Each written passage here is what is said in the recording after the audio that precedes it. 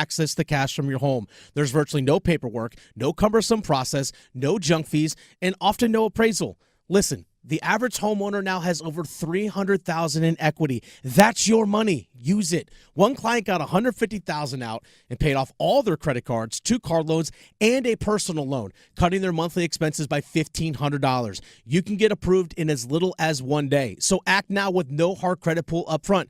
LoanPronto.com, 919-381-1760. Get the money you need for anything. 919-381-1760, LoanPronto.com. Equal housing lender, NMLS 1661781, subject to lender approval, NMLSconsumeraccess.org. Good morning, beat freaks. Who's ready to move? Let's start this day right. Tasha's morning dance parties are meeting rave reviews. Lose your phones and find your groove. They need an ops manager to help their community dance the morning away. I need Indeed. Indeed you do. When you sponsor a job on Indeed, it's easier for talented candidates to find it, which makes it easier for you to hire them. Visit Indeed.com/credit and get $75 towards your first sponsored job. Terms and conditions apply. This hour of the Triangle Sports Leader is powered by Ritchie Law Firm, injury lawyers. Ritchie Law is on top of it. Go to RitchieLaw.com.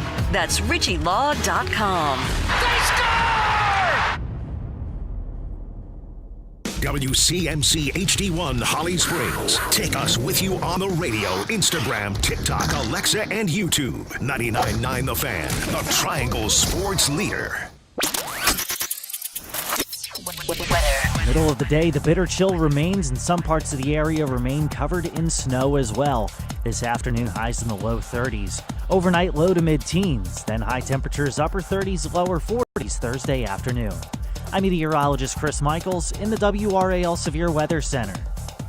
Weather update brought to you by Newcomb and Company, where your comfort is their business. Visit newcombandcompany.com.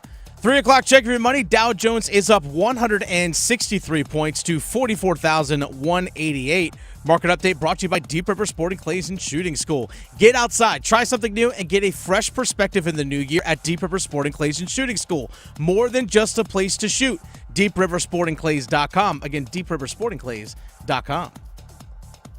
Rebound pulled in by Lubin. Here come the Tar Heels the other way. Oh my goodness, Ian Jackson with a tomahawk in transition. Good right back to R.J. Davis. Drives into traffic and hits the floater. Tough shot by the veteran.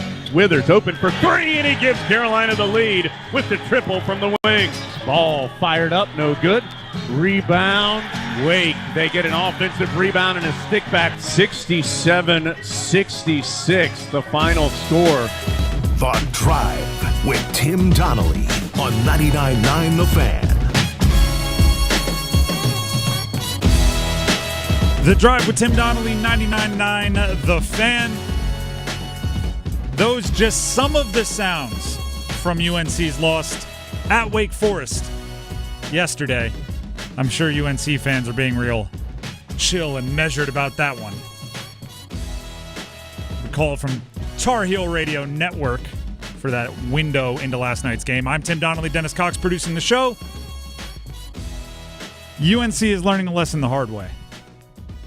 Hubert Davis and the architects of the program as it stands right now are learning a lesson the hard way, which is complete rosters are more important than talented rosters. That Wake Forest loss was brutal. First of all, they were up, 16-7? It was 17-6, something like that, right out the gate. Ian Jackson with a Dunk of the Year candidate, and I'm sitting there going, all right, look at this. I told you, as soon as I stopped believing in UNC, they're going to win this one by 30. Oh, no. Oh, no. Wake Forest, I'm not even sure if that's a top 10 game played for them this year.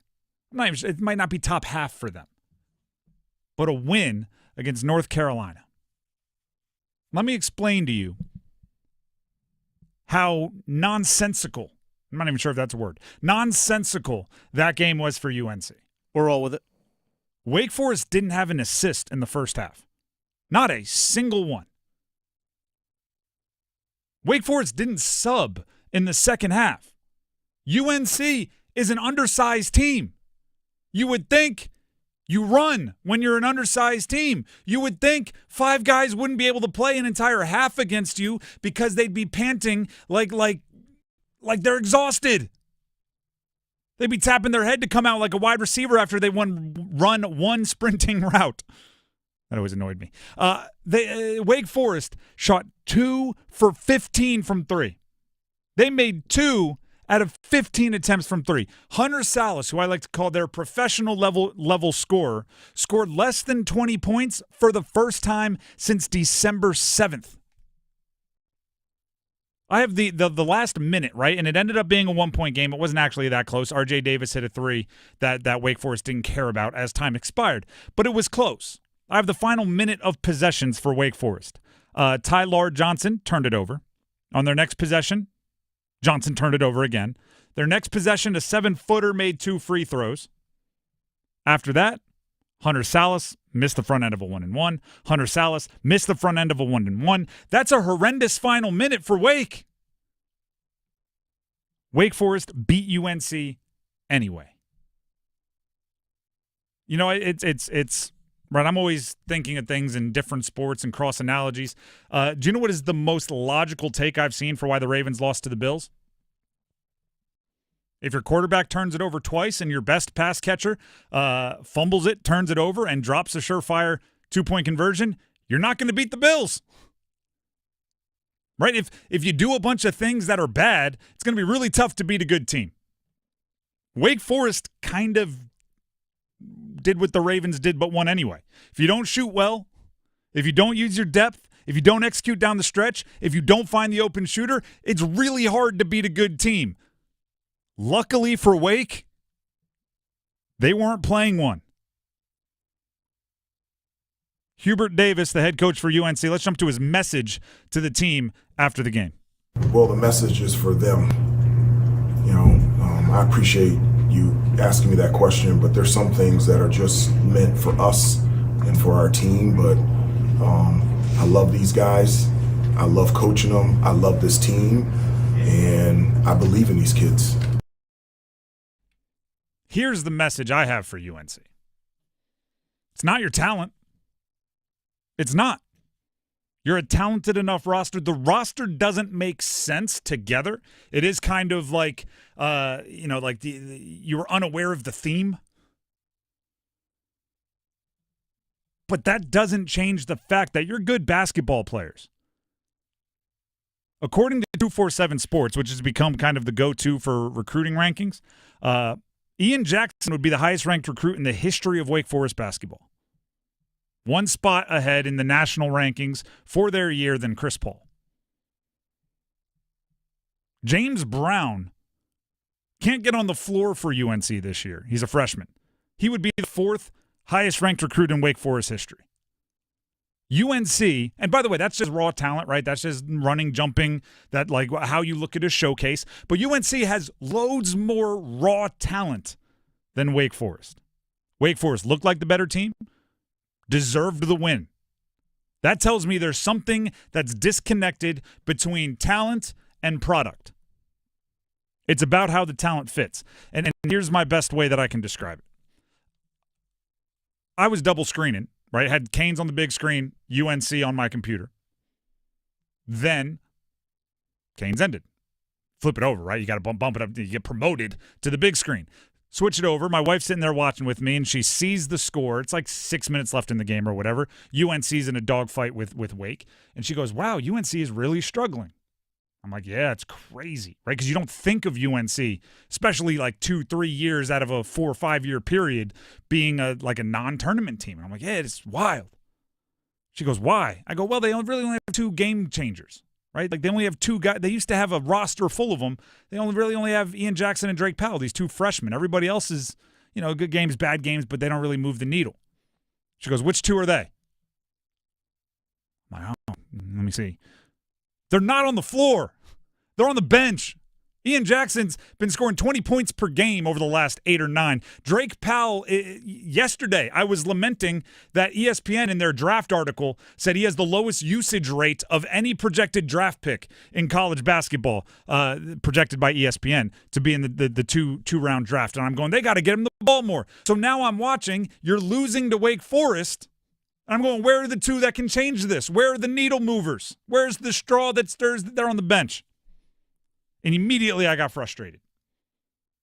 So they got to put him in. Well, who do they take out? Well, Elliot Cadeau is the only one playing well. He ended with 14 points and 13 assists. It'd be real weird to take that guy out. And he's your primary ball handler, too.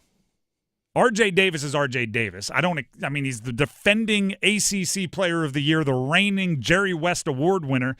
Are you really going to take out that fifth-year senior?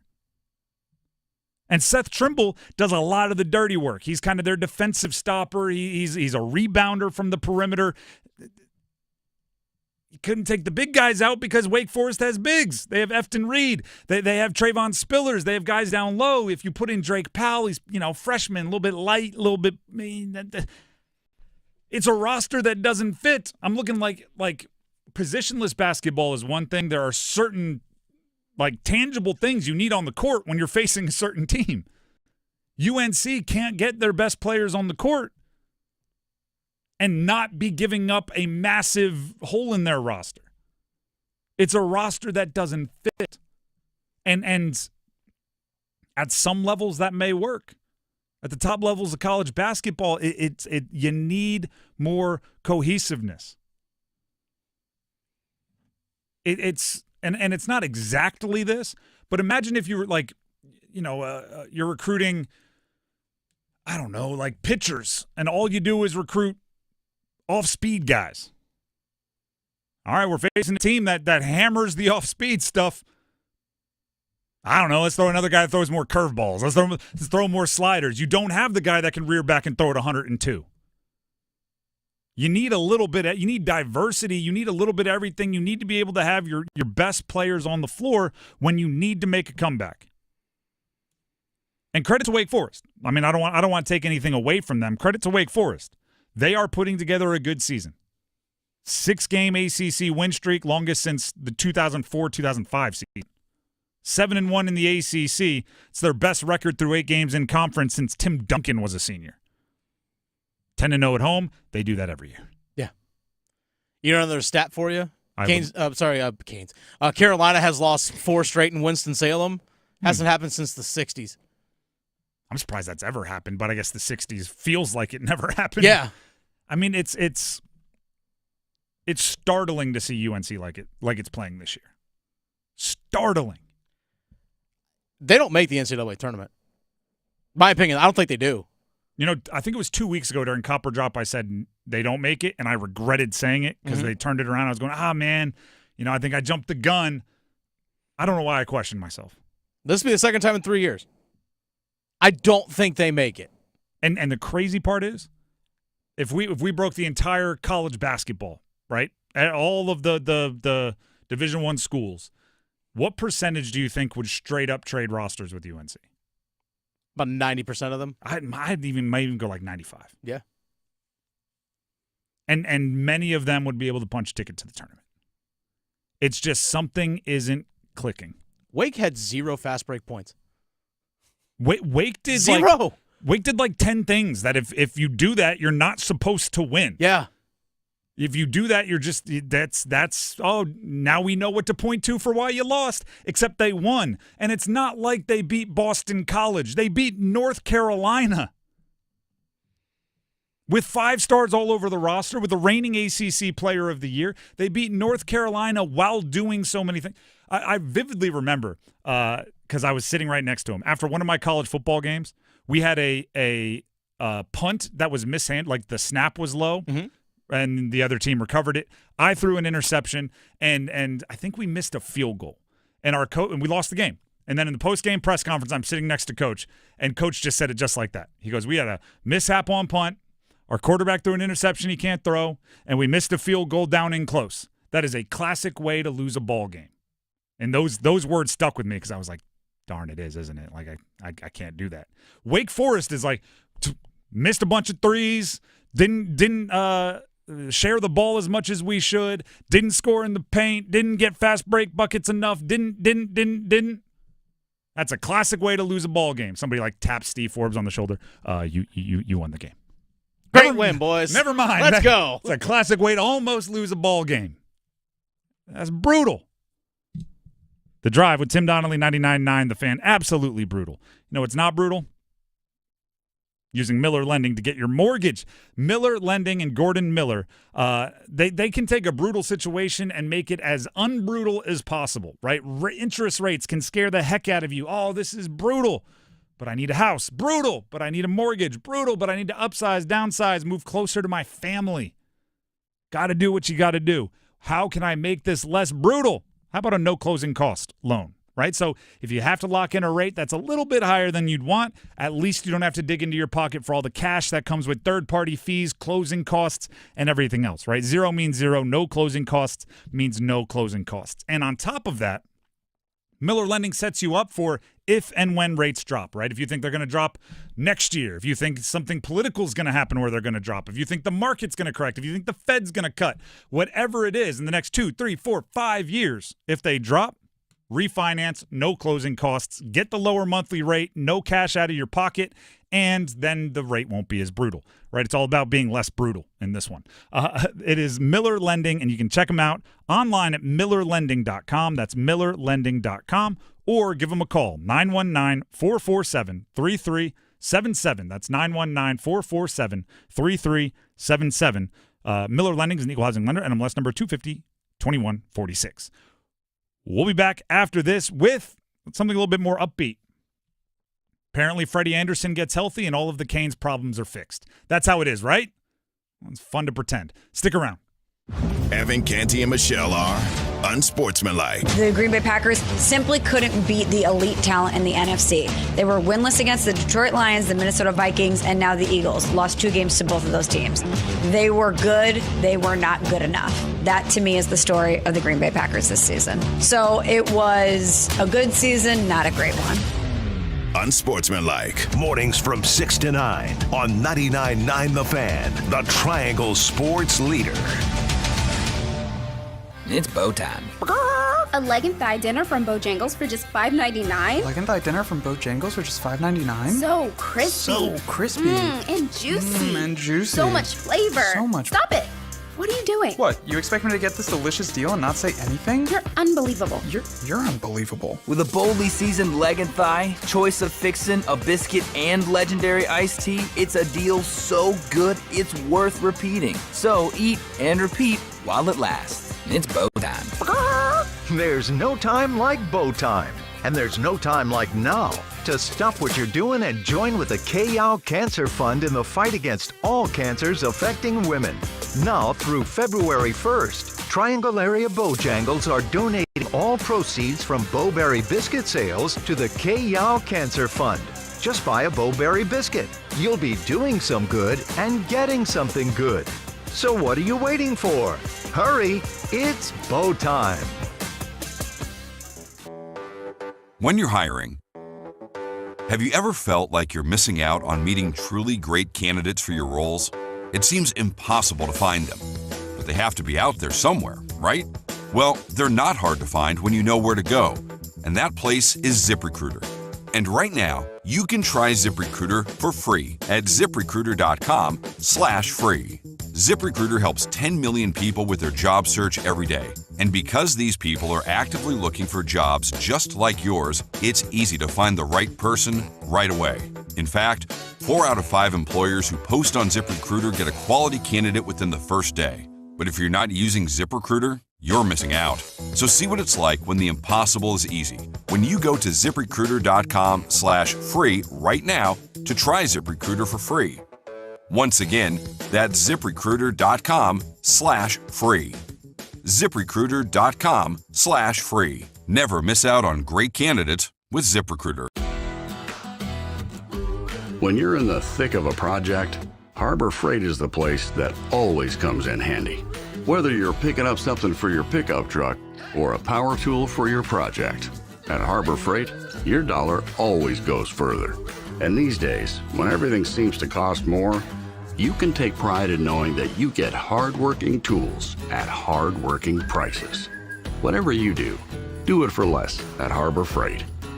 It's 2025, and it's time to get your home zero-resified by calling our cleaning heroes at Zero Res. Get 3 rooms zero-resified starting at just $109 and take $100 off your air duct cleaning as well. Book online anytime at ZeroResRaleigh.com. And now Carolina finds themselves tied. Now here's Walker working his way in. Shot up Elijah, they score! And this is going to be Walker's goal. I believe it goes in off of the Stars player. No, give it to Jesperi Kotkaniemi. His second. Walker dives in, puts a shot through, and it bounces off of Kotkaniemi. And the Canes get their lead right back. The Drive with Tim Donnelly, 99.9 The Fan. I think that's the only way to describe it, right? Freddie Anderson gets healthy, and that solves everything we were worried about with the Canes. Even games where he's just sitting on the bench watching. Right? That's it. Freddie Anderson got healthy, 3 games ago? Was on the bench for the first time? Yeah. Those 3 games happened to be the first 3-game winning streak for the Carolina Hurricanes since, mid-November? Yeah, I think November 20th was the last, the third of that 3-game win streak. So it's been 2 months. There's only one person to attribute that to. Way to go, Freddie. Let's go, Freddie. Just your presence. Let's go. I don't know if that's the case, but it's fun to pretend like it fixed everything, doesn't it? Why not? It's just easier that way. Kochetkov was really good yesterday. He's put together 2 really, really good games in a row. Since Freddie's been on the bench. See, look at that. Since he was on the bench, Freddie showed up. Kochetkov has 2 really good starts. And what I like, and this is the line, the fence that Kochetkov has to walk down. It's not like he's completely toned down, right? He's still Kochetkov. He'll still poke check. He'll still get aggressive. He's still skated back and put the guy into the boards, went back and laid the lumber as a goalie. He's still Kochetkov, but it seems like the panic, the skittish, the frenzied Kochetkov that we see occasionally hasn't popped out the last 2 games that he's been on the ice. Now, we could sit here and just go, hey, Freddie, way to go. You're back, and now he's back.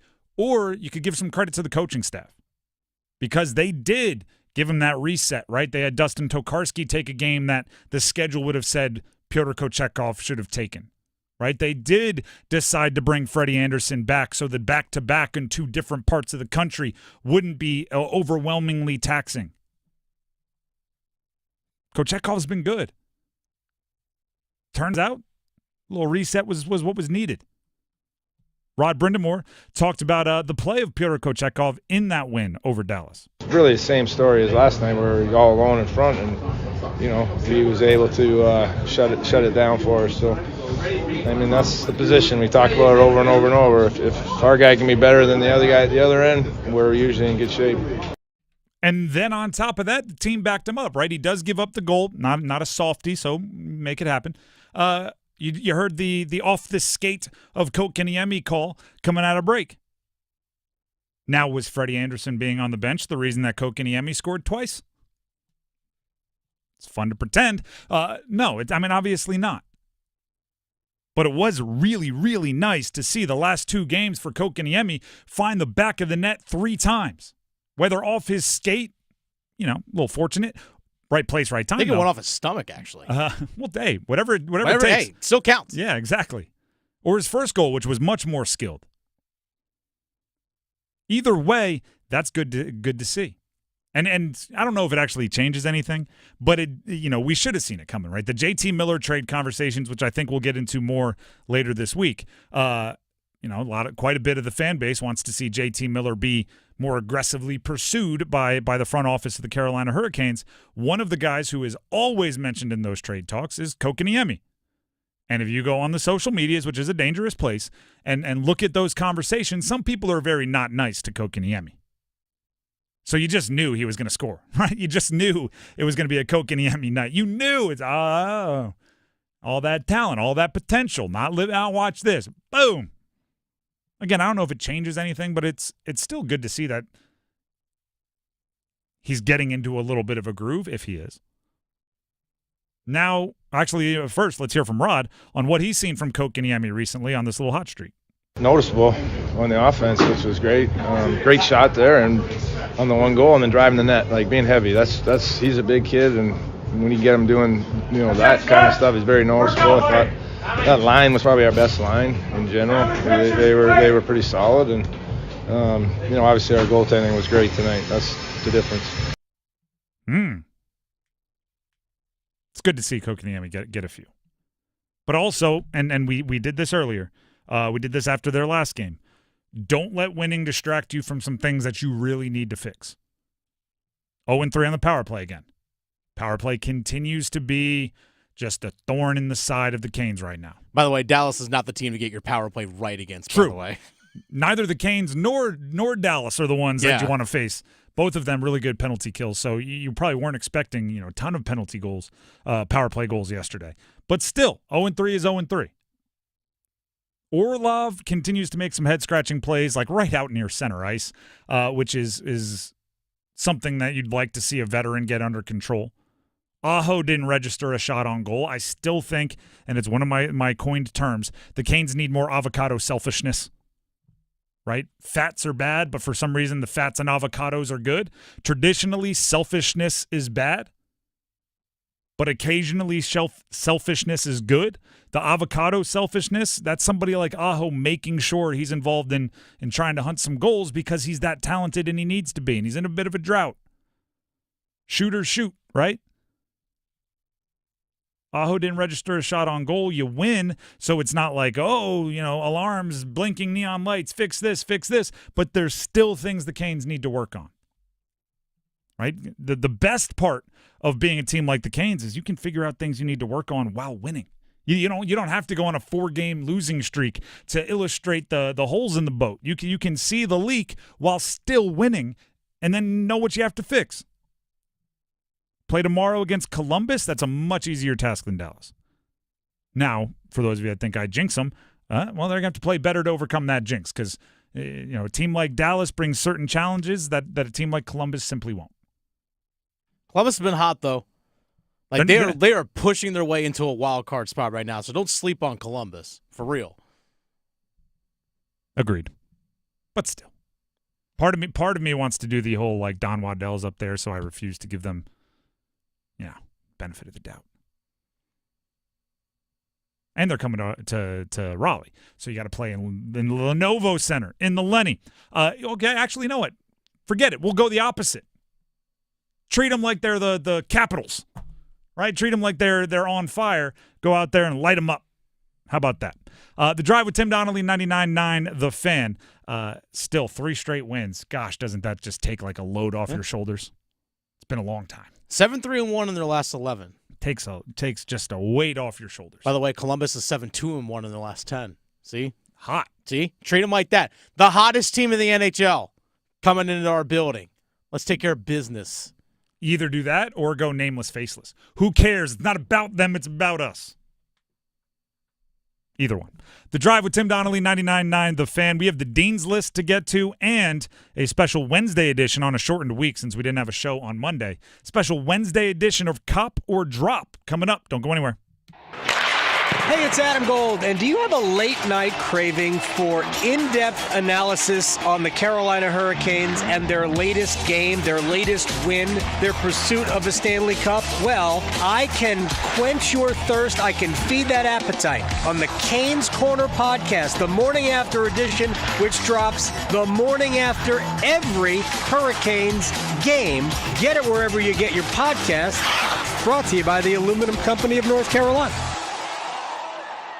Adam Golden Studio with my man Patrick Day from the Aluminum Company of North Carolina. When I say everything for the exterior of your home, I mean it. So tell me everything that you have for the exterior of my home. There's so many things I can't even remember the entire list. You know, Good luck. Thanks for the test here. But windows, doors, siding, roofing, gutters, gutter guards, railings, you name it. We have the exterior home improvement you're looking for. The main thing is we're a one-stop shop, right? So you don't have to call 2 or 3 different contractors if you need your roof done and you need your windows done. You can call one company and have it all done. I like that. French doors, French doors. I like French doors. I can't speak French, but I like French doors. Can I tell you, back in the day, you guys did French doors and every window in a home I used to own. Well, thank you for your business. It was incredible. Can I also tell you that it was done in like 2 days? Is that even possible? It is possible. How do you guys do work that fast? We're good. You're fast. Good. That's Patrick Day from the Aluminum Company of North Carolina. They do the best work in the industry and the best customer service in the industry as well. AluminumCompany.com. Hey, girl. Haven't seen you downtown lately. Nope, sticking to our go-to places. You mean like Sharky's? Well, we love our Sharkies. Best wings and gumbo on the planet. But we never miss the $5 sangrias on Wednesdays at the new Salt and Lime. And Mexican pints on Thursdays for $3. You know, my boy loves the House of Hops. No better selection of craft beer in the state. Loves their specials, their food trucks, and you know I love my wine. They have a wonderful selection. And have I told you about our new takeout spot, Che Empanadas? It's right next to Sharky's. They have 20 different types of authentic Argentinian empanadas, and they are incredible, especially the breakfast ones. You gotta try it. Sounds perfect. And how awesome is it that they're so close to each other? Yes. Give them a try. Che Empanadas, House of Hops, Salt and Lime, and Sharky's. Just a hop, skip, and a jump from each other off Durham Road, Glenwood, and Grove Barton. Prescriptions require an online consultation with a healthcare provider who will determine if appropriate. Restrictions apply. See website for details and important safety information. Price varies based on product and subscription plan. Did you know that 1 in 4 people seeking treatment for ED are under 40? HIMS can help. Get started at hims.com/joy. Through hims.com, you can access a full range of treatment options for ED, including daily or as-needed meds through a 100% online process. To start your free online visit and save up to 95%, go to hims.com/joy. What could you do with an extra $75,000 right now, or even a couple $100,000? If you own a home, you can get that money in less than a week with Loan Pronto. Hey, it's Dennis Cox. Loan Pronto is the leader in quickly converting your home equity into cold, hard cash. You can pay off all your credit cards or start that home remodel. Loan Pronto has several easy options to let you access the cash from your home. There's virtually no paperwork, no cumbersome process, no junk fees, and often no appraisal. Listen, the average homeowner now has over $300,000 in equity. That's your money. Use it. One client got $150,000 out and paid off all their credit cards, 2 car loans, and a personal loan, cutting their monthly expenses by $1,500. You can get approved in as little as 1 day. So act now with no hard credit pull up front. LoanPronto.com, 919-381-1760. Get the money you need for anything. 919-381-1760, LoanPronto.com. Equal housing lender, NMLS 1661781, subject to lender approval, NMLSconsumeraccess.org. And now Robinson will keep in. Bouncing puck. Natchez tries to roll one towards Ottinger. He'll get it back across the rink. Good chance for Kotkaniemi, scores! It was a rolling puck. Kotkaniemi settles it down to the right face-off dot and wires it past Jake Ottinger. This is The Drive with Tim Donnelly, 99.9 The Fan. More highlights there. From the Canes win, 3 straight. It's going to be exciting. It's like I said, still some things to do, and obviously I underestimated Columbus a little bit. So the 4th straight win will be a little bit more difficult than originally anticipated, but it is about the Canes. If they fix their issues, they'll be probably favored over just about anybody. The Drive with Tim Donnelly, 99.9 The Fan. That's a big if, though. Right now, it is time for the Dean's List. So let's go ahead and throw class in session. This is where we highlight those making news, newsmakers, you might say, in the college sports world. Thus, Dean's List, honor roll type thing here, right? University, school, class, academia. And we try to hit the under-the-radar players. And I'm gonna finish with this one, right? But I'm gonna tease it. Somebody from the University of North Carolina Tar Heels made the Dean's List. I know the logic doesn't add up there, but somebody from the Tar Heels is on the list. They're not the only one, though. We'll get it started with one of the rivals, Sion James of Duke. We didn't get to the Dean's List yesterday, so this one's from over the weekend. He only had 6 points versus Boston College for Duke. He's a guard, built like a linebacker, a tall linebacker. led the team in rebounds and assists, which I'm learning here, right? Because as I make my Dean's List selections each and every day, I'm learning that the things that impress me under the radar are people that embrace a role and understand what they're supposed to do, and they're superstars in their role. Con Knipple scored 0. He's the second leading scorer for Duke. Scored 0 against Boston College. And James resisted the urge to be like, you're cold? I'll put up shots and just start launching. Thinking, this is my chance. This is where I prove everything I did at the mid-major level over the last 4 years. Here we go. No, he impacted the game in a lot of ways within his role. And like I said, led the team in a couple of major statistical categories that helped them pull away for a big win against Boston College. Starred in his role, right? Everyone doesn't have a starring role, but you can star in your role. Next up, Louisville basketball. The ACC is no longer represented by just one team in the AP Top 25. Let's go. You have Duke all the way up at number 2 and Louisville at 25. Let's go, Cardinals. How about it, Louisville? By the way, I don't care who else in the ACC. The ACC needs representation on nationwide polls, the AP poll, the coaches poll. I don't care what it is. Throw ACC teams up there because it's going to be really tough for us to make our arguments for the ACC to get more teams than like 3 in the NCAA tournament if you don't have some teams making some waves nationally. So I don't care who you're a fan of. You need to root for teams to crack those lists. Louisville just barely squeaked in, but they are sitting there at 25th. Credit to Pat Kelsey and the squad. Mm-hmm. It's important. Keep it up. Dennis, who do you have for the Dean's List today? I actually have a pair of guys from Louisville. Interesting. Go figure. Rain Smith in that win against SMU yesterday had 30 points. But really the guy I want to acknowledge here is Chucky Hepburn. 13 points, 16 assists. 16 assists. It's pretty good. Yeah. That's kind of like, you know how in the Basketball Hall of Fame, like, Michael Jordan went in as a member of the Dream Team and then also went in as an individual? That's kind of like what just happened there. They went in as members of Louisville to the Dean's List, and then they were singled out as individuals as well. Good for them. I remember talking with Chucky Hepburn at ACC Basketball Tip-Off back in October. Just kind of chat with him one-on-one, like one of those side little breakout rooms, and he was excited. I was asking him about, like, hey, you guys are all new. Like, how are you guys figuring this thing out? And when I say literally all new, it's all 12 guys are new to Louisville. Head coach, everyone new to Louisville. It's like, how are you guys putting all this stuff together? He's like, I think it's just everyone here wanted to have a fresh start and to build something together. Everyone had that mindset coming in, and clearly they've all bought in with each other. Like, kudos to Pat Kelsey. Honestly, probably going to be ACC Coach of the Year if this keeps up. Let's be honest. Yeah, for sure. The one thing I'll say, and this is just with you talking about it, popped into my head here, it might be easier if everyone is a transfer. Maybe. Right, because we're watching like teams like NC State struggle finding the rhythm, finding how it works. But also, you assume, right now I'm inferring, like, what would I do in this situation? If you're a new transfer going to a team with guys that were contributors the season before, I don't want to, overstep my bounds. I don't want to step on toes. Let me get in where I fit in.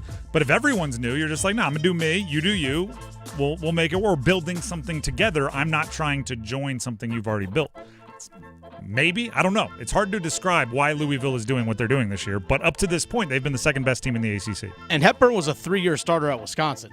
So it's not like he's just some random dude that was kind of getting some sort of minutes some other place and transferred there. Like, he was a starter at a Big Ten school for 3 straight years. Now I wonder how much all the new players cost Louisville, but that's a question for another day. Speaking of the transfer portal, Dean's List entry, a transfer away from Duke football. I think we have to give a nod to Riley Leonard.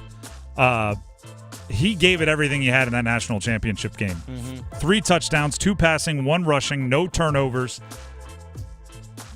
Notre Dame fought to the end. They just ran into a buzzsaw that was Ohio State. Ohio State really gosh darn talented. So Riley Leonard, right, the thought being, if you're a Duke fan, is if you're going to go somewhere, you better do something you couldn't have done here. Duke wasn't ready to compete for a national championship, and he almost pulled it off. Now you hope that some of the foundation built by Elko and Leonard gets built upon by Diaz and Malik Murphy, and then continues with Diaz and Darian Mensah, who will be coming in next year, and you keep building off of what these guys do. But Riley Leonard, gave it the good old college try for the Golden Domers of Notre Dame. And then lastly, I did tease this. I promised it. A Dean's List entry from the North Carolina Tar Heels. Okay. Elliot Cadeau. In each of the last 2 games, he has been a bright spot. Versus Stanford, a loss, a bad loss. He had 12 points on 4 official field goal attempts. That's insane. He also led the team in rebounds. He's 6'1", and that might be generous. He's 6'1". Tied for the team lead in assists. That makes sense, but the other stuff doesn't. That's a good day for him. Versus Wake Forest, again, it's a bad loss. He had 14 points on 5 of 10 shooting. At one point, he had a streak where he either assisted or scored 16 straight of UNC's points. Mixed in there, he scored 11 straight of them. A 3 followed up by 4 2-point buckets. He had 13 assists in the game and was second on the team in rebounds with 5, first amongst starters. Again, he's 6'1". And on top of that, so I was watching the game yesterday, and I obviously, Elliot Cadeau had a good day, right? Contributed to a bunch of the points. So today I was like, I'm going to put Cadeau on my Dean's List. Let me look up his stats. So I just searched, Cadeau stats, something like that. An NJ.com article popped up. I'm going to read you part of this NJ.com article. While Elliot Cadeau is earning money off the basketball court through his international NIL deals, the New Jersey native is also intent on giving back through charity works. The sophomore guard at North Carolina has been active in charity in both New Jersey and North Carolina and is set to receive the 2025 Global Impact Dr. Martin Luther King Jr. Award on January 15th. The award will be presented by the West Orange Human Relations Commissions under the office of the West Orange Township Mayor. That's pretty good. He's getting it done on the court, making a difference off the court, getting awards. If only his team was winning, he'd be having a really good couple of weeks. If it wasn't just, one of the worst stretches that I can remember for UNC basketball, then it would be a really solid month for Elliot Cadeau. With the highlight being he's on the Dean's List for today's Dean's List. And that's all I have. Let's go ahead and dismiss the class. The Drive with Tim Donnelly, 99.9 The Fan. Subscribe to our YouTube, 99.9, please. While you're there, like, comment, share videos, copy them, paste them to your group chats, do all that kind of thing. Again, it's 99.9 The Fan on YouTube for all your content, your favorite teams, the local teams, and the like. Right now, it is time for Copper Drop, so let's go ahead and jump into it. You want true enlightenment? Well, I'm dropping. Dennis, what are we copping or dropping here today? All right, we talked a little bit of the Carolina Hurricanes just a little bit ago. We did. Cop or drop. The Carolina Hurricanes come back and win the Metropolitan Division over the Washington Capitals. Cop or drop. They're currently 8 points back in the Metro Division. You know what? I'm going to say no. But I also don't think it's that big a deal. I think Washington has some things going, but, I've said this over the last, 2 years. The Canes are in that Ravens-Bills territory, which is, where you finish in the regular season doesn't matter as much. It's what you do in the postseason, and to get where you have to go for your season to be considered a success in the postseason, you're going to have to beat good teams anyway, right? Whether you start facing them in this round, that round, whether you're home, away, you're gonna have to put the puck in the net more often than they do, and they're gonna be pretty good at it. So whether you catch Washington or not, I just don't think if you win the Metropolitan and you're the Canes and you have a second round exit in the postseason, is that any consolation at all? No. So I don't think they do, but I don't think it. I don't want to say I don't think it matters, because obviously there are certain benefits that come with it, but I don't think it matters. So they don't catch them, but that doesn't make me super bummed either. I think second in the Metropolitan is lovely. At least you get home ice in the first round. And you know what? If Washington loses in the first round, you have home ice in the second round too. Like I said, there are benefits. Don't get me wrong. It's just, I don't mind winning on the road. Speaking of the Carolina Hurricanes, cop or drop. They make a trade for a top 6 forward before the trade deadline. Cop or drop. I just said it, top 6 forward. Never said any names. Cop or drop. I know who some people are wanting. Forward. Now, this is a prediction. They will, not they should, correct? Yes. I don't think they. I'm dropping. I don't think they do. No. I don't. I've referenced this a few times. The Canes are a patient organization, right? They trust their prior evaluations. They do that sort of thing. Also, they very rarely make the all-in move at the deadline, and they did last year with Jay Gensel. Didn't work out, and I almost think that like reinforces their patience. Going like, told you, gosh, we shouldn't have. So I'm not sure. I'm not sure they pulled the trigger this year. That's why I clarified would or should, because I do think I am more of a go all in type of person.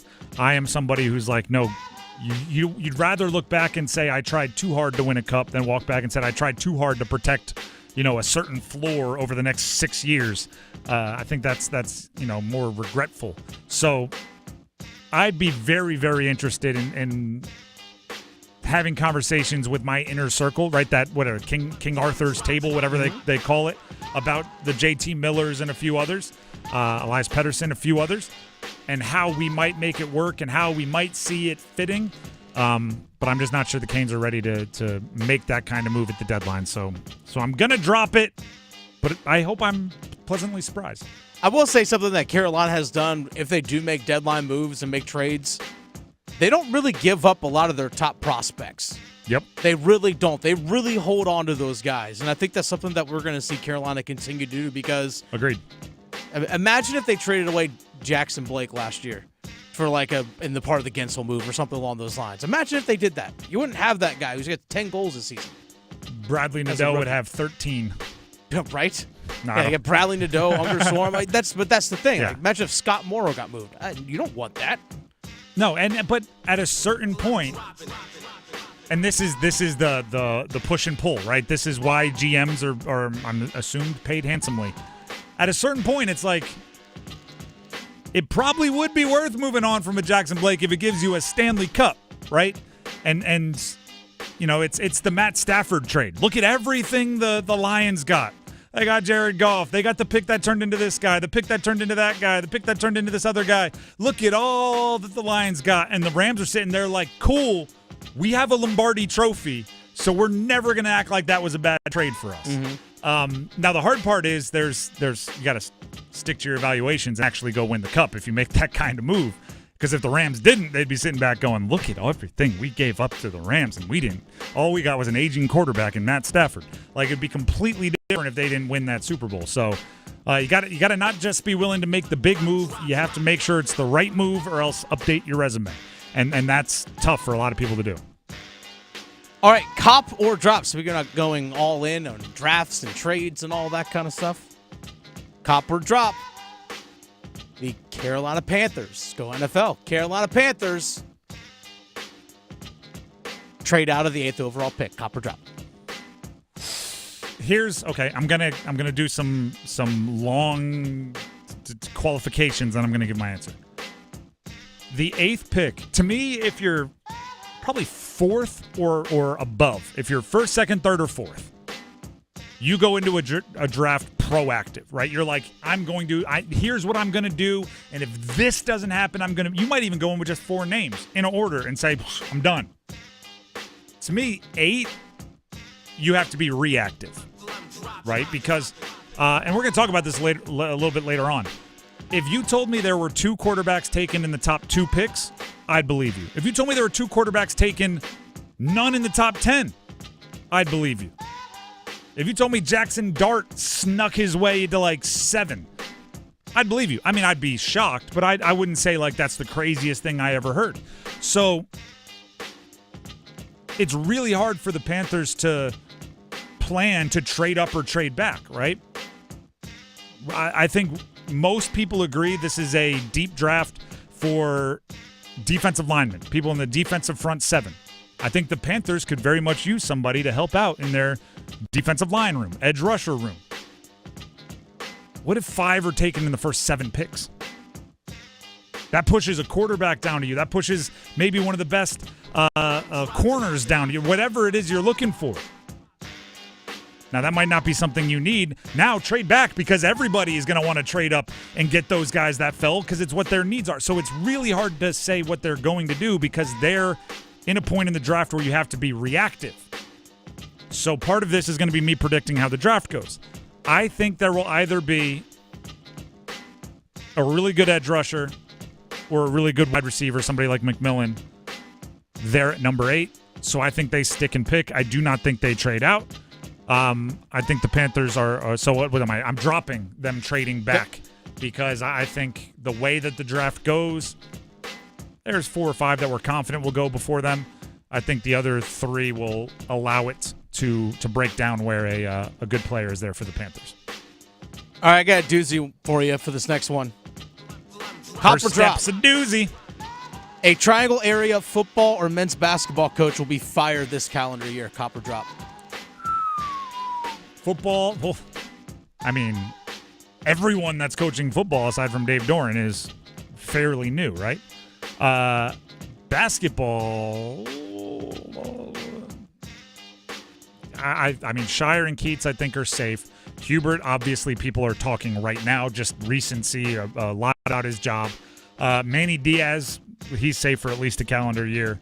Bill Belichick, fired or leaving? Does that count? What if Jerry Jones comes a-calling? He won't be fired, so that's out. So it's a Doran and Hubert question. I don't like calling for people's jobs, but this is a prediction, not saying it should happen. I'm gonna say I'm gonna cop. I don't like it. I feel icky. I'm gonna cop it. When's the last time? I never said it was gonna feel good. True. You said it's a doozy.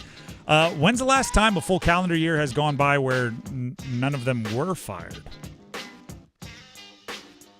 Or moved on from in some way, shape, or form? Because there's been a lot of turnover, especially, actually, just triangle area changes that I was thinking in the state of North Carolina. Yeah. Just hit the mic. In the state of North Carolina. Oh, my gosh, football alone, there's only, 2 returning coaches, at least at FBS level?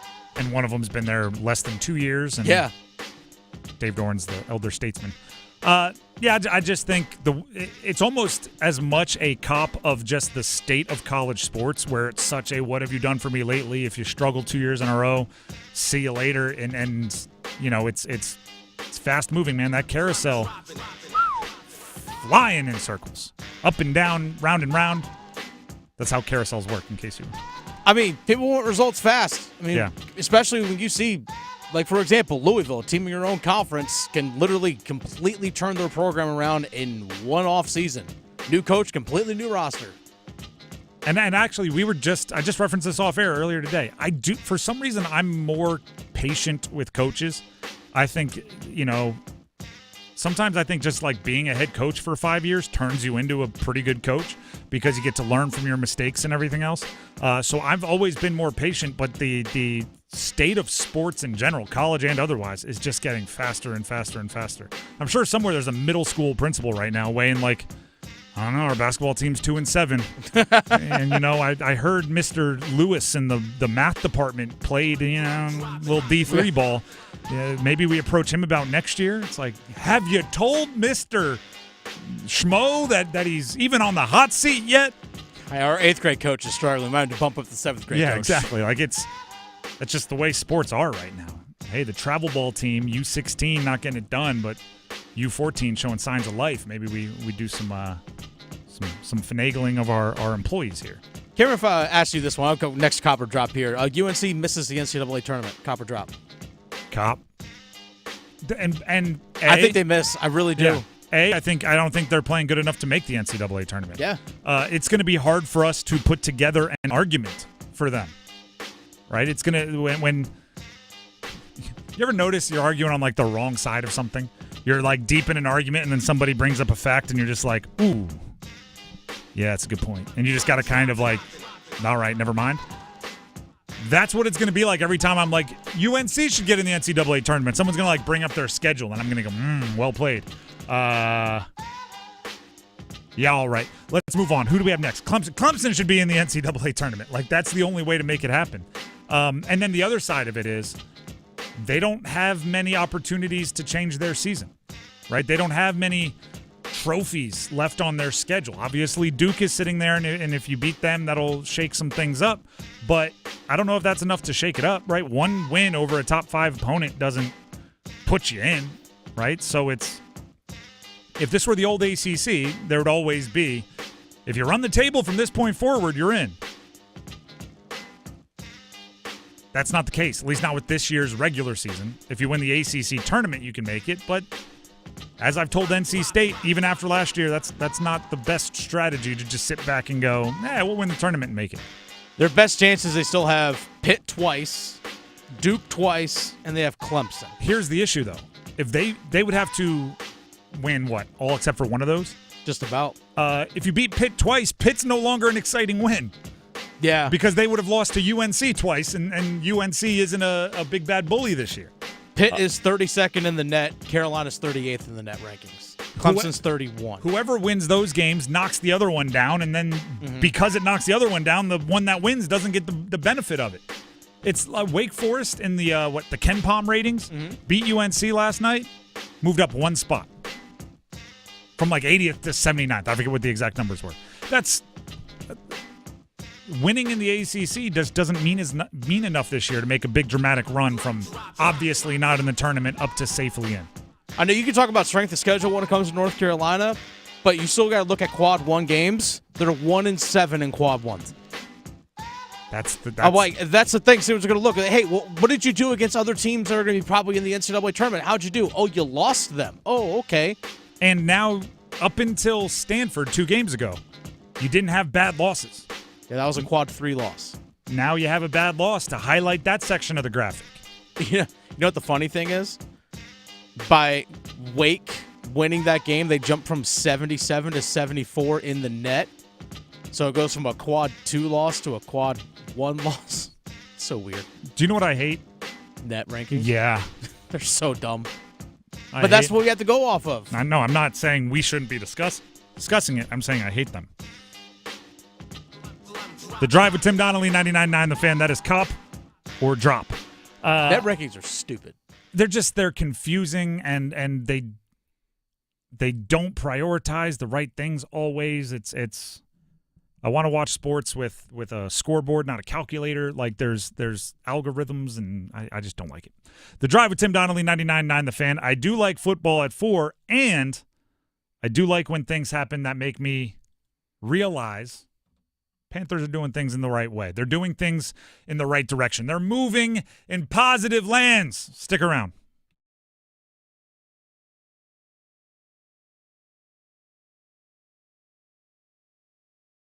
Listen for the Did He Just Do That? Johnson trying to step back for a 3. Bring it up. Left side. Boy, that was cold-blooded. The deep looks from downtown. Damask from the right block. Gives to Hawkins. Straight on. Triple. Good. They left him open, and he makes him pay. The Get That Out of Here's. Bonner to the basket. Rejected by Renew, who saw that one coming. Your exclusive home for the Final Four. 99.9 The Fan. The Triangle Sports Leader. Just in time for you to have a great new year, it's the Start Something New sales event at John Heister Chrysler Dodge Jeep Ram in Lillington. Put yourself in the driver's seat of an all-new 2025 Ram 1500 Bighorn for 25% off. That's like a quarter of a truck for free. And not just any truck, a shiny new 2025 Ram 1500 Bighorn. See dealer for details. Make this your best year yet. Get off your keister and get to John Heister Chrysler Dodge Jeep Ram in Lillington. Everyone deserves a fast and reliable connection. One that helps better their everyday through the things they value most. Friends and family, education and career. A connection that opens pathways to opportunity and builds roads to a better future. At Spectrum, we're committed to delivering just that every single day. Because with the right connection, anything is possible. That's life unlimited. That's Spectrum. Order for Jennifer C. Is this my double shot, double cream, double froth, double pump, double whip, double sleeve? Yeah. Can you handle that much caffeine? Did you know Discover automatically doubles all the cash back you've earned at the end of your first year? Oh, really? That's great. Seriously, did you know Discover automatically doubles all the cash back you've earned at the end of your first year? Yeah, you just said that. Did you say I just said that? Yeah, I'm cutting you off. I can't have any more? Why not? You earn, we match. Discover Cashback Match. See terms at discover.com/credit. It's the new year. Time to make a positive change in your life. I went to My Computer Career because I needed job security. Because I wanted a career in cybersecurity. I went to My Computer Career because IT jobs are everywhere. My old job was going nowhere. I went because I didn't want college loans for the rest of my life. Because I wanted a career for the rest of my life. Go to mycomputercareer.edu and take the free career evaluation today. Financial aid available for qualified students, including the GI Bill. 529 college savings plans accepted. Not available in Washington State. Tim Donnelly here for Zero Res. 2025 needs to start clean. Get all that dirt from 2024 out of your carpets, tiles, rugs, upholstery, every surface in your house. Because in 2025, we're starting Zero Resified.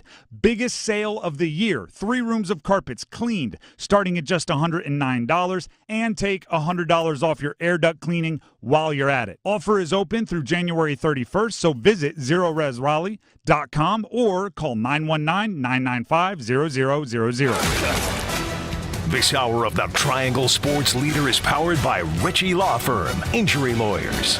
Ritchie Law is on top of it. Go to RitchieLaw.com. That's RitchieLaw.com. WCMC HD1 Holly Springs. Take us with you on the radio, Instagram, TikTok, Alexa, and YouTube. 99.9 The Fan, the Triangle Sports Leader. Some area roads remain slick and snow-covered, especially those that have not yet been treated or plowed. This afternoon, we're in the low 30s with more sunshine.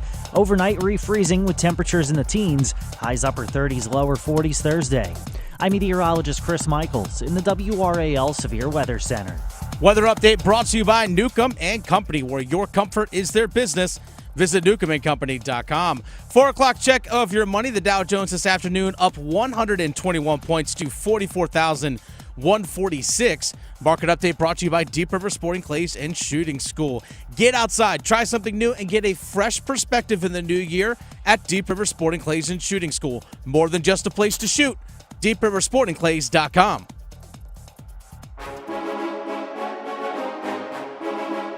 Let's move the chains.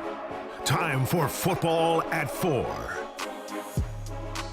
The Drive with Tim Donnelly, 99.9 The Fan. Football at 4. We haven't said this much this year. Panthers have done something better than the Lions. Now, not most adding to the degree of difficulty of sustainability at a high level in the NFL. The Detroit coaching staff, which, by the way, was the 1 seed and one of the favorites to win a Super Bowl not long ago, is getting picked apart. It's getting pillaged like roadkill with vultures. Their offensive coordinator, Ben Johnson, head coach in Chicago. Their defensive coordinator, Aaron Glenn, head coach with the Jets, according to reports coming out earlier today. Their defensive line coach, Terrell Williams, New England's defensive coordinator. Do you know what I expect next? Those 3 guys, Ben Johnson, Aaron Glenn, Terrell Williams, to reach back and get all their buddies that they spent time with in Detroit to join them with promotions in the next spot. Which means that's 3 exceptional assistant coaches from the Lions on their way out, including the leader of the offense and defense. Then the defensive line coach and potentially a bunch of others. So everything that we talked about that we loved with Detroit, right? Offense and defensive football, drafting, scheming, scouting is going to be upended. And what do they have left? They have Dan Campbell, which is something, by the way. It's a culture. It's a biting kneecaps. It's a vibe. It's what turned Detroit around into the team their city could be proud of. But you need both. You can't have a culture of guys that want to work together and be a family and lay themselves out on put their body on the line for one another and not have a good offensive scheme and expect to score points. So now Dan Campbell, right after kind of his career achievement of rebuilding the Detroit Lions into a winner, has to turn around and do something exceptionally difficult, which is change the voice in the headset of your quarterback, change the play caller on defense, and not miss a step. Now, you may be saying, now, wait a second, hold on. Where do the Panthers come into this? I'm not sure if Dave Canales was the right coach to hire. Not sure yet, right? Through 1 year, there's things to like. Through 1 year, there's some things where you're like, I wish he would have done that better. He has definitely earned the right to have full confidence going into year 2, and I am excited to see what's the next step for the alignment. But what has this offseason been about for the Panthers? Right? What has been the outside of Bryce Young, what has been like the gleaming pillar of hope that everybody is pointing to? Stability. Right? It's the first time in however long that they've had the same head coach, the same GM, and the same quarterback throughout an entire offseason. Now mix in same offensive coordinator, same defensive coordinator, and you're getting really, really, really close to about as good of a continuity as you can have in the NFL. Now let's take the next step, okay? Let's say our hopes and dreams come true. Let's say our wildest imagination becomes reality. And a year from now, 2 years from now, the Panthers are sitting where the Lions are sitting. They're the poster child for going from the basement, the dungeon, to the penthouse. They go from nobody wanted to go there to everybody wants to play there. They go from getting laughed at to they have cool nicknames like Sonic and Knuckles. Right? Things that they were once laughed at for, they're now praised for. Dan Campbell, right? His ridiculous press conferences with all over their references went from a laughing stock that you play on sports media, you play in sports radio so everybody would get a good chuckle, to this is what it takes to build a franchise. And everybody else wants to hire their version of Dan Campbell. Let's say that happens to the Panthers. They will never be in as unstable of a position as the Lions are in right now because their head coach is not a CEO-style head coach. He's an offensive head coach, right? Dave Canales, if he turns the Panthers into like a number 1 seed, he's not then going to say, look at this, I get a head coaching opportunity. He's already got one. Right, just like Dan Campbell isn't jumping to be the defensive coordinator of the Jets. Like he's the one that's staying. Dave Canales will stay. Brad Idzik, the offensive coordinator, he might go take another job. But he's not the offense. Like Ben Johnson is the offense for Detroit. He's the play caller, he's the schemer, he's all of it. Brad Idzik learns from Dave Canales, and he'd be hired to try to do what Dave Canales can do. If the defense takes off, Evero may leave. Right, Evero's had head coaching interviews in the past. I think he'd have to have a pretty ridiculously good year. But, hey, 2 years from now, a couple of top 10 defenses, crazier things have happened. If he leaves, the defense will be unstable. But it's only 50% at most. That's why Dave Canales, as an archetype, is a good coach. And then you mix that in with the GM and the head coach are buddies, you're unlikely to see movement there. See what happened with the Jaguars over the last week or so? Jaguars fired their coach. That was more than a week ago, but they fired Doug Peterson, kept Trent Baalke their GM. Now, reportedly, the best head coaching candidates of this hiring cycle, the Ben Johnsons, the Liam Cohens, who elected to stay as offensive coordinator of the Bucs, we'll talk about that later, the Aaron Glenns, they wanted to have some kind of say over who the GM was. Now, I don't believe they wanted to be the GM's boss. I believe they wanted somebody that they would feel comfortable linking themselves to as a GM in that role, like you've seen with the best GMs and head coaches in history. But the Jags had Trent Baalke. They missed out on all of those head coaches, and guess what they did today? They fired Trent Baalke. Oh, they fired their GM too? Today. That's funny.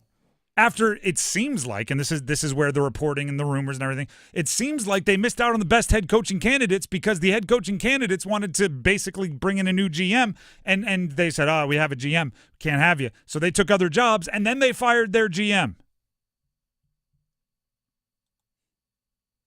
They're if I were a superstitious person, I would, and I said this right after the NFL season, I wouldn't be talking to the Panthers right now. I'd be treating them like a pitcher who hasn't given up a hit, and they've made it through 7. Right? They're 7 innings into a no-hitter. I'd be walking away to the Panthers going like, I didn't say anything. Telling them to go put a windbreaker on their throwing shoulder and sit in the far end of the dugout because we're not talking to you. Because they've put together like a month straight of good decisions, and now you're seeing the benefits of forward-thinking decisions, right? You hire an offensive-minded, play-calling head coach on the off chance that it works because, coaches work or they don't. We've seen it a bunch of different ways. You hire an offensive-minded, play-calling head coach, not the CEO type that's going to bring in coordinators and let them do their thing, and you have more stability. You bring in a head coach and a GM at the same time that have a history together. Bring in is the wrong word there. Promote one GM, bring in a head coach that they have a history together, and you don't end up botching it like the Jags did. You can look around the NFL and see a bunch of dysfunction. And how nice must it feel for the Panthers to go, for once we're looking at dysfunction and it's not a mirror. We're looking at dysfunction going, yeah, we didn't do that. We figured out. We learned from our mistakes. We did better this time. And I'm not saying Detroit's going to go into the wastebasket, but what I am saying is Dan Campbell has a really tough offseason. He's got some very high leverage decisions. Because what do we know about guys like Jared Goff? Situational. Right system, sure. Right players, really good. Wrong system, not the right players. But I think this is also why it's vital for any head coach to establish good culture, because when you bring in these new coordinators, they have to fit into what you are doing. I mean, gosh, how many different offensive coordinators and defensive coordinators has Pittsburgh had over the years? I mean, they've had Todd Haley to Matt Canada, of all people, yet they still continue to be successful. Same thing in Baltimore. That stuff does matter. So you could still have it as long as your culture is good. That's the most important thing. I don't think Detroit has to worry about their culture at this point. Exactly. I think they have that built, but you need both. You also I got a guy that's going to fight like heck for this first down because he understands how important it is. Let's run the triple reverse pass from Jameson Williams. Saw what happened there, right? Yeah. You need both. I think the Lions can stand on one. The other is now up in the air. I mean, look at what Washington's doing right now. Like Washington, Dan Quinn. Yep. I mean, Nick Sirianni was the play caller when he got to Philadelphia. He turned that over. He's like, you know what? I actually need to be a CEO coach, and he's on multiple offensive coordinators now. Cliff Kingsbury is reportedly a name that head coaches teams might be interested in as a head coach in the future. Sure. If that happens, I'd be like, no. How much does it cost to keep you? Yeah. Right? Jaden Daniels looks awesome. You guys have something going. Let's go ahead and keep it rolling. I would be very nervous if they lost their offensive or defensive coordinators because of how magic things are. The Drive with Tim Donnelly, 99.9 The Fan. Let's go ahead and head to the ladder challenge. But first, Dennis Cox has something for you. Hey, folks, Dennis Cox here for ESPN Bet Sportsbook. The action is heating up this playoff season at ESPN Bet Sportsbook. Lock in your touchdown picks, check out trending parlays, and increase your winnings with Profit Boost. New customers can get up to $1,500 back in bonus bets if your first bet doesn't win. And unlock 30 days of ESPN Plus. Download the ESPN Bet Sportsbook app and sign up with the promo code RADIO to get started today. Must be 21 plus. Gambling problem? Call 877-718-5543 or visit morethanagame.nc.gov. Terms and conditions apply. See app for details. The Drive with Tim Donnelly, 99.9 The Fan. As I mentioned, ladder challenge coming up next. Evan, Canty, and Michelle are unsportsmanlike. The Green Bay Packers simply couldn't beat the elite talent in the NFC. They were winless against the Detroit Lions, the Minnesota Vikings, and now the Eagles. Lost 2 games to both of those teams. They were good. They were not good enough. That, to me, is the story of the Green Bay Packers this season. So it was a good season, not a great one. Unsportsmanlike. Mornings from 6 to 9 on 99.9 The Fan, the Triangle Sports Leader. Hey, Greater Triangle area.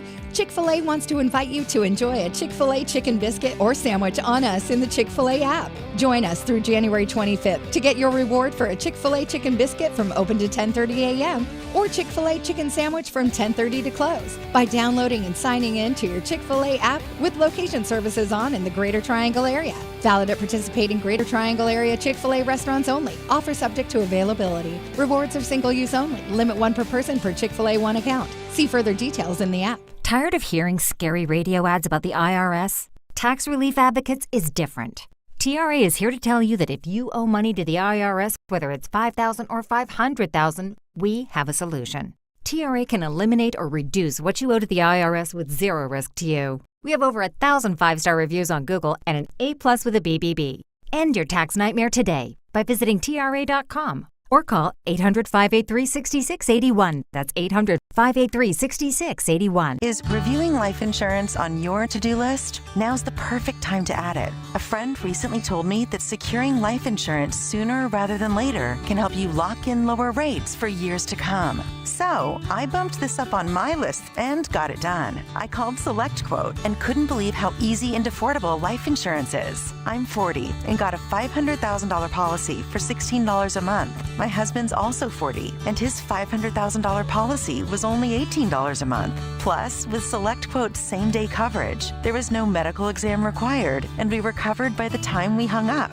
Knowing I have this checked off my list feels amazing, but the peace of mind knowing my family is protected feels even better. Call SelectQuote at 1-800-880-6363. That's 1-800-880-6363. Or go to SelectQuote.com to get your free quote today. 1-800-880-6363. Details on example rate at SelectQuote.com. Don't go through another year with all that high interest debt. Let Loan Pronto wipe it all out now. Hey, it's Dennis Cox. Loan Pronto's Rapid Equity Loan makes it easy to pay off all your credit cards or tackle that 2025 home improvement project. Get cash in your pocket fast. No appraisals, no paperwork, no waiting. Loan Pronto's AI-driven tech gets you approved and funded in as little as 1 day.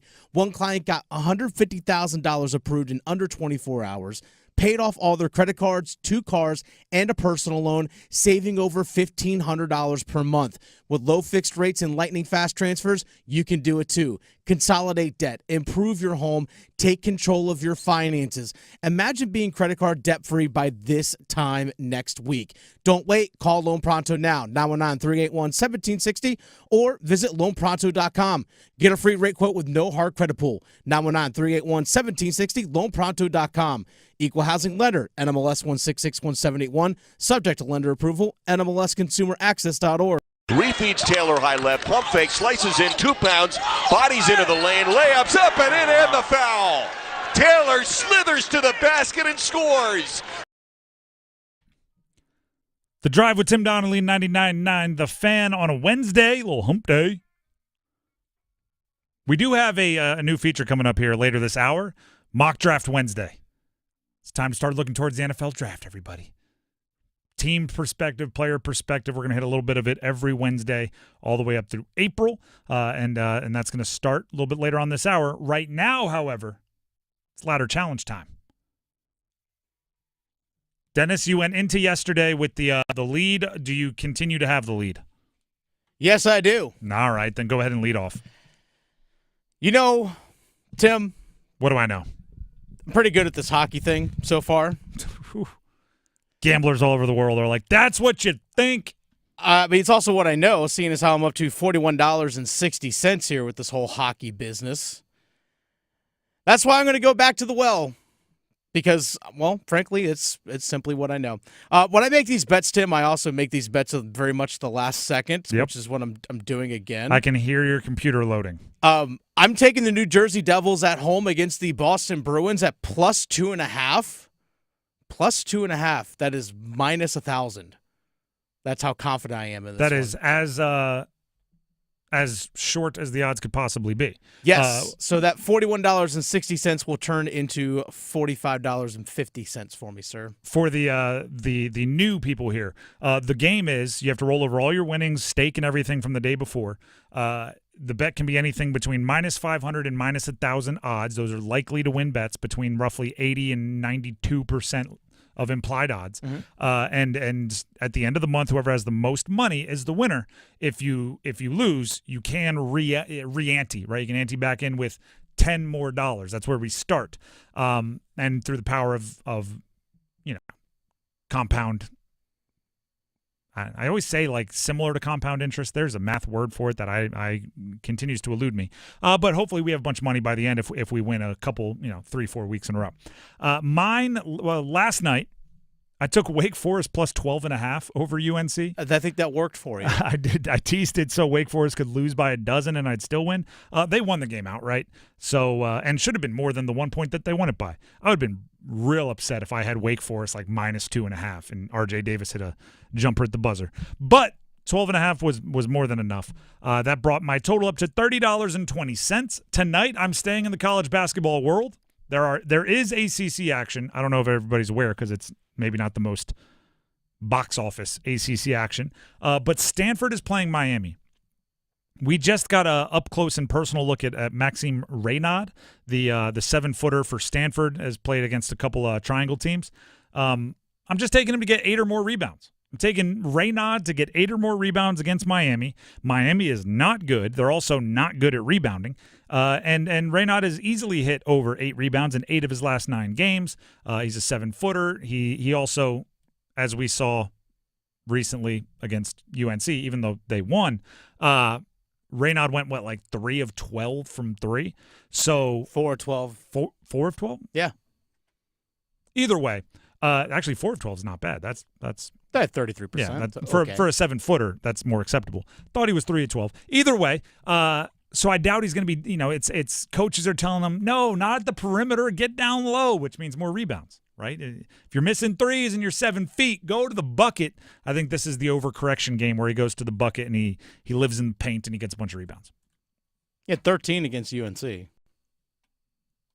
He's been, I think he's been double digits in 7 or 8 of his last 9, which is all I'm looking for. I just need 8. 5 straight games of double digits. I just need 8. As well as 8 of the last 9. I just need 8. I think you can get that. $34.51. It's a minus 700 bet. So my $30.20 will turn into $34.51 if that hits. By the way, I do stand corrected. It was 3 of 12 from 3 against Carolina. I should have had it in my notes, so I could have been more confident there, but I had his general field goal percentage at 33%, and I thought that was his 3-point percentage. So I got that one wrong. 24, 37, it's not a good overall shooting percentage. Yeah, 25 points on 24 shots. That's not what you're hoping for. And they won the game. It's a second straight game, including Wake Forest last night, where the opposing team did a bunch of things that should lose you a basketball game, but they beat UNC anyway. That's the ladder challenge. We'll see how it goes and see if we have more money to bet tomorrow. In the meantime, let's talk about another college basketball team here on The Drive with Tim Donnelly on 99.9 The Fan. That is also in panic mode. There's a lot of panic going on around the triangle in college basketball. NC State, I declared them in panic mode, sound the alarm, whatever you want to say, after losing to Cal over the weekend. The interesting part is that panic mode decision, right, that panic button press comes right before they have 7 days off, right? They played Cal on Saturday. They play SMU this upcoming Saturday, and they have no games in the middle, which gives them a week to panic. And panic doesn't go with measured and conservative thought process, right? Panic doesn't lead to, well, we're gonna watch the film, we're gonna take notes, and then we're gonna try to enforce a few changes on the practice field, and then come back against SMU rejuvenated. No, panic is what are we doing? We need to do something big. Oh my God, it's happening. That's what you need. So here's the speech I would give if I were Kevin Keats. Come in, we'd have practice the day after the game. No days off, right? And you're not going to go hang out. Practice the next day. And I'd say, sit down, everybody. While you're stretching, I got something I need to run by you. As of this moment, we're going to have 4 or 5 practices. I don't know what the NCAA rules allow, how much per whatever. We're going to have 4 practices in the next 5 days. Nobody's job is safe. If you've been playing 30 minutes, congratulations. You have 0 guaranteed minutes moving forward.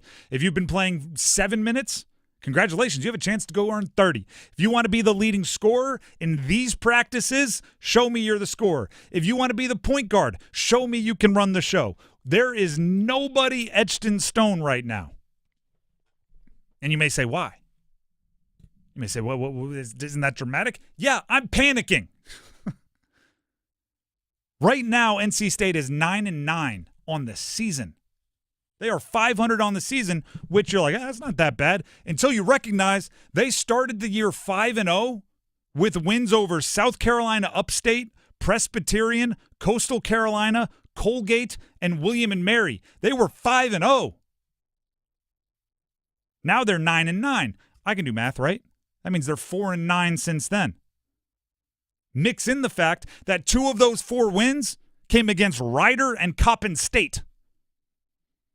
Against Power 5 opponent, or Power Conference opponents, I guess would be the better way to say it. Against Power Conference opponents, NC State is 2-9. If you just look at the season as a whole, you may think it's bad, but not awful. It's worse than you think. Versus all opponents, if you just total their entire season, they're outscoring their opponents on average. They're averaging about 70.9. We'll call it 71 points per game. And they're giving up about 63. Or sorry, 67. 67.3 is why I misspoke. So they're scoring 70.9. They're giving up 67.3 points per game. Hey, they're outscoring their opponents. Do you know what it is? It is against Power Conference opponents in regulation. They've scored 64.2 points per game and given up 70.4. That's not good enough. So when I say like it's panic mode, right? It only is appropriate to go to panic mode if it causes you to do something, right? Nothing is precious. Now, logic would say, right, assuming that the coaching staff and people that have been involved in orchestrating this roster are pretty confident in how it's going to shake out, right? You would guess that they're not playing players that aren't very good compared to players that are awesome and haven't been playing. But I still think it's worth going, listen, we've been doing things a certain way. And we're 9-9, 2-7 against Power Conference opponents.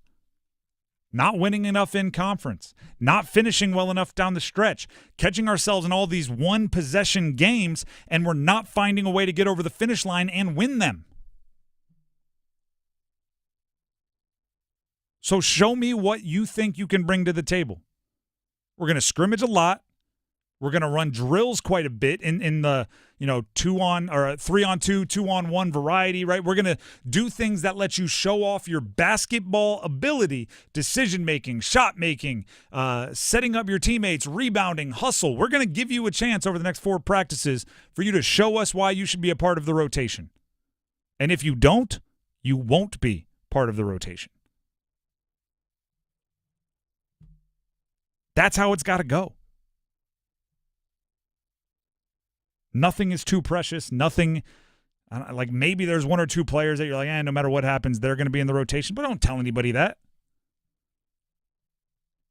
I like to name my theories. There's one I'm just popped in. We're gonna workshop this.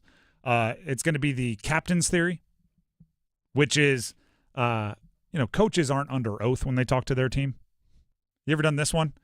We're all going to vote for who the captains are going to be this year. Did they ever show you the votes? Did they ever tell you the total? Or do they just come up and say, these 4 names are your captains? Right? If you think somebody needs to be a captain for the good of your team, You didn't fudge the numbers a little bit. Yeah, a little bit. Yeah, all right, 3 you voted for, and this guy, he needs to be a captain or else we're in trouble. So go ahead, and here are your 4 captains. As someone who has done this, as a former head coach, as someone who has done this before, it's like you almost kind of wanted to validate who you would choose to be captain. But sometimes it might surprise you, and like a bunch of people say this one person. It's like, okay, well, maybe I need to add this person to the group of people.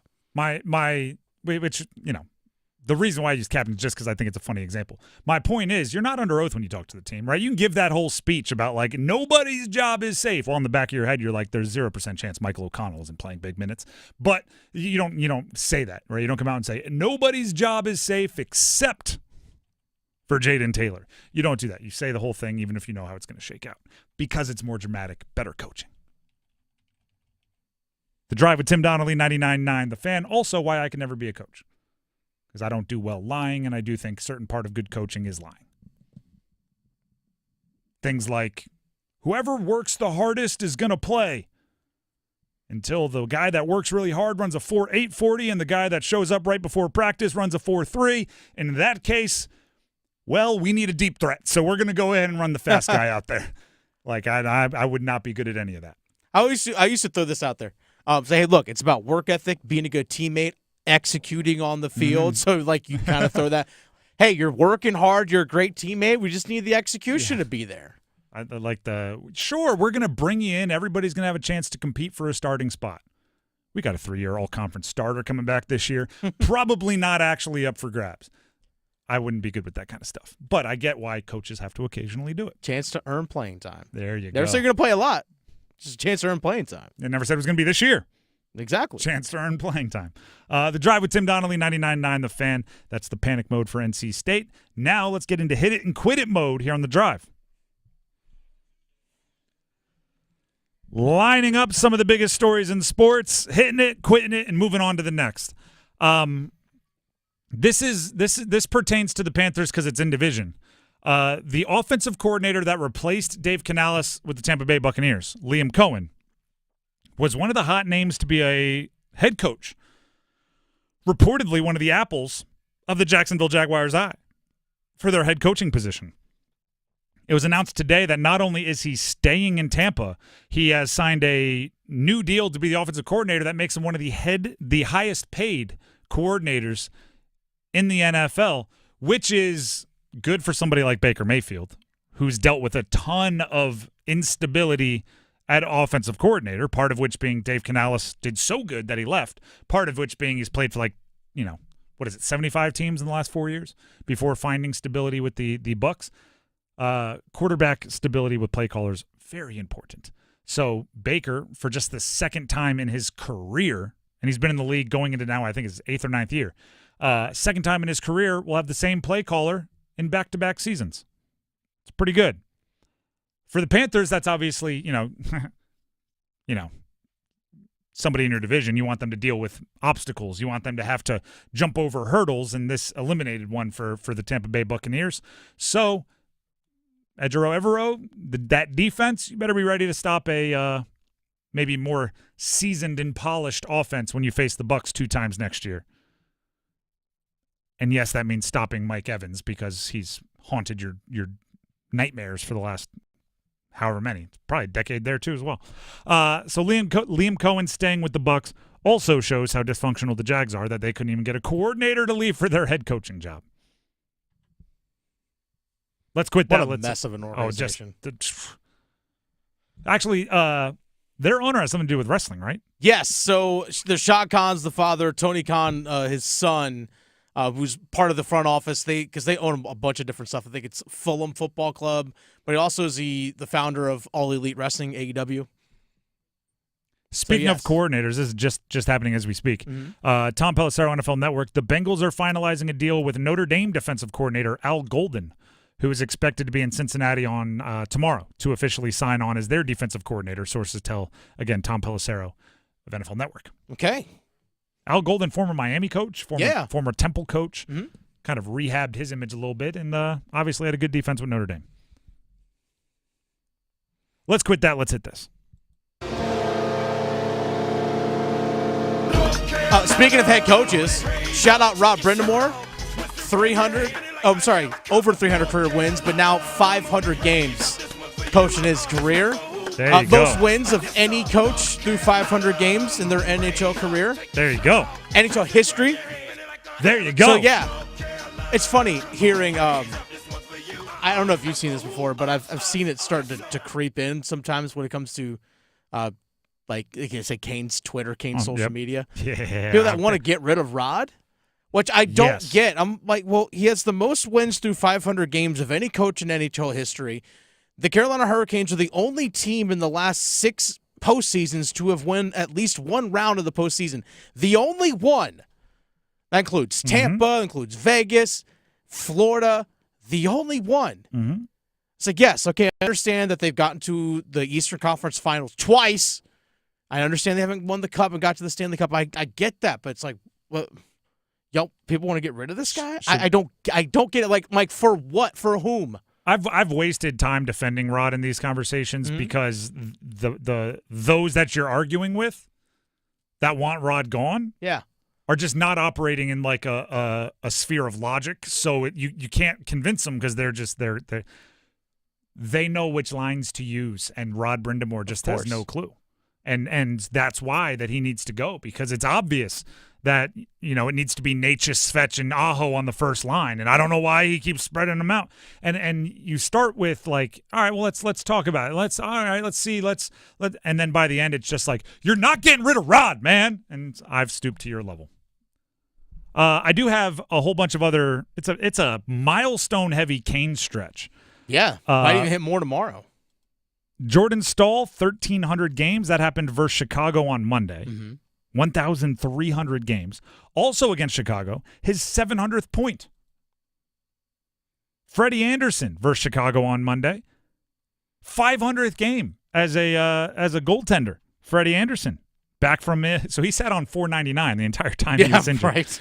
I just got to make it back to get to 500. Brent Burns is sitting on 899 career points. So the next point he tallies will be his 900th, which is a boatload. Freddie Anderson sitting on 299 career wins. Andrei Svechnikov has 349 career points, so he'll be hitting 350 on his next point. Natchez, 297 career points. He's liable to go for a 3-point night, and that could tally 300 for him. A lot of milestones, big, nice round numbers for the Canes. You know, it'd be awesome. What is that? So Burns 1 point away from 900, like you said. Svetch is a point away from 350. 1 win away for Freddie to reach 300. Imagine if Burns and Svetch combined for the game-winning goal in overtime on Thursday if Freddie's in net. So literally on that one goal, boom, boom, boom, milestones all hit. The trifecta. Make it happen. Why don't we throw this out there as well? Okay. Natchez had scored 2 goals earlier, and he also gets an assist. Just make it all happen. Which would put him up to 300 career points. Make it all happen. All in one play? All on one play. That'd be dope. Who keeps the puck? Rod. Somehow Jarvis gets it. I don't know. Jarvis ends up with it. Jarvis has all 3 sign it, and it's in his man cave, and I don't completely understand how or why, but Jarvis definitely walks away. Let's quit that. Let's hit this. You like that? You like that? Baseball Hall of Fame. Yawn. Baseball. So I don't know what it is, and this is just me, like, guilty pleasure. Like, your buddy's like, hey, you know what? I can't help it. I like watching The Real Housewives of Salt Lake City. It's my guilty pleasure. My guilty pleasure is and will forever be arguing about Hall of Fames. I don't know what it is. I who should get in, who shouldn't, who should be first ballot, who shouldn't. If this guy got in, this guy has to get in. Well, he shouldn't have gotten in, so we can't just open the door for everybody because one guy who shouldn't have gotten in should have gotten. It's so fun to me. The amount of times I've referenced Tim Raines' career statistics is disgusting. But it's what has to happen. This year's Baseball Hall of Fame, 3 names inducted: Ichiro, CC Sabathia, Billy Wagner. I have a new mortal enemy. Okay. Ichiro got 393 out of 394 votes. Whoever was the no vote I want you to lose your vote. If 393 out of 394 say yes, he's in, then there is a correct answer, and you got it wrong. You're out. Also, I don't know why all Hall of Fame voting isn't public. Should be. Why would it not? You're journalists. There's no source to protect. It's you. It's your opinion. CC Sabathia, first ballot Hall of Famer. This was his first year eligible, along with Ichiro. 342 votes, plenty for the induction. Billy Wagner, 325 votes. He gets in. It was his 10th ballot. This is the part that I'm going to enjoy. If it takes you 10 ballots, hate to say it, but my belief of a Hall of Famer is it's kind of obvious.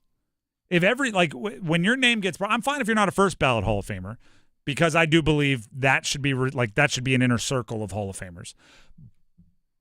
But when you're on the ballot the first time, everybody should look around and go, they're going to get in eventually, right? And everybody should go, yes. That's the only way you're a Hall of Famer. If it takes you 10 ballots, everybody didn't say that. Ring of Honor complex. Put him in whatever team he was best on, up in the Ring of Honor. If it takes you 10 ballots, you're not a Hall of Famer. Also, we have to address quickly the steroid stuff. Because if you look at the players that are going to be on next year's ballot, right, as long as they get at least 5% of the yes, they get to stay on until next year, until there's a maximum. There's still A-Rod. There's still Manny Ramirez. There's still Andy Pettit. There's a lot of names on there, right? There's still quite a few, I would say, controversial figures. Put them in a wing, right? You walk into Cooperstown, stay straight or go left. For those that did not have any kind of steroid connections, allegations, turn right, and you will get to see Alex Rodriguez and Andy Pettit. Put them behind. You got to pay a different entry fee. I don't know. Put them over there. You can't tell the story of baseball without them. I do believe they should be in there, but I don't believe they should be shoulder to shoulder with those that did it the right way. So keep them in a different room. Put everyone on the first floor. They get the basement. I don't care what it is. Make it obvious. Don't act like it didn't happen. Any of you want to argue this, I'm always available. By the way, a little local tie when it comes to Billy Wagner. He played at Ferrum College, which is located in Southern Virginia. Actually played and coached against Ferrum College. Played at Ferrum College in the early 90s. As did Chris Warren, former Seattle Seahawks running back. You know who was on the men's basketball team at Ferrum while Billy Wagner was on the baseball team? Goodness, I have no clue. Kevin Keats. Oh, really? Yep. Look at Kevin Keats and Billy Wagner were at Ferrum College at the same time. They crossed paths. I wonder if they were ever like a frat party together or something. I mean, there's a chance. You never know. Playing pickup basketball. Pickup flag football. I don't know. Interesting. So, yeah, in the early 90s, they crossed paths. They were at Ferrum at the same time for a couple years. It was no disrespect to Ferrum, Coach Keats.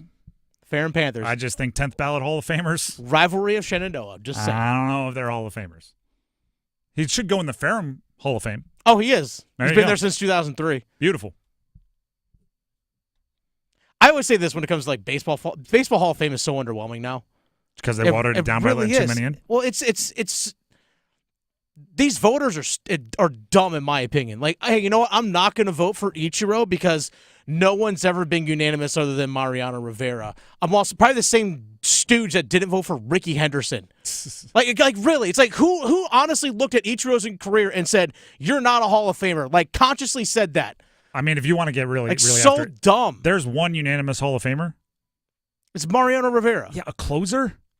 A closer? I mean, I have no problem with Rivera because Rivera is a Hall of Famer. But my point is this. If Ken Griffey and Ichiro and so Pujols, and I don't know if he's... Like Cal Ripken wasn't even unanimous. If they're not unanimous, a closer can't be unanimous. Yeah. You can't have 9-inning players be non-unanimous.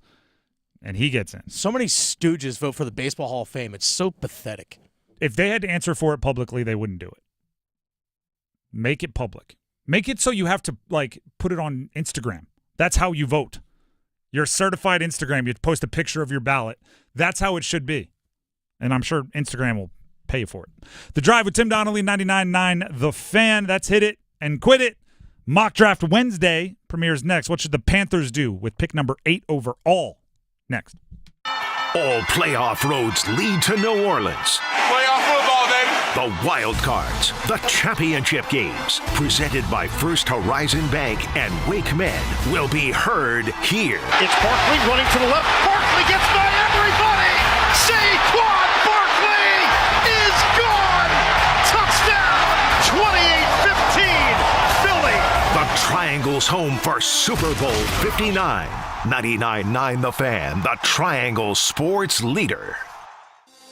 To understand what makes Diamonds Direct different, you have to understand our history. It goes back 60 years to a renowned diamond cutter overseas. From there came years of diamond cutting, manufacturing and wholesaling, supplying exquisite fine diamonds only to high-end jewelers. Then eventually the wholesalers started selling direct to the public, and that started a revolution. Today, we are a global diamond powerhouse with hundreds of thousands of customers and an impeccable reputation. But our core values are the same as always. Our diamonds are the highest quality cut by the best craftsmen. Our prices are the most compelling. Our selection is staggering. Our warranties and guarantees are rock solid. And our people are laser focused on helping you find the diamond of your dreams. We invite you to experience a jewelry shopping experience unlike any other.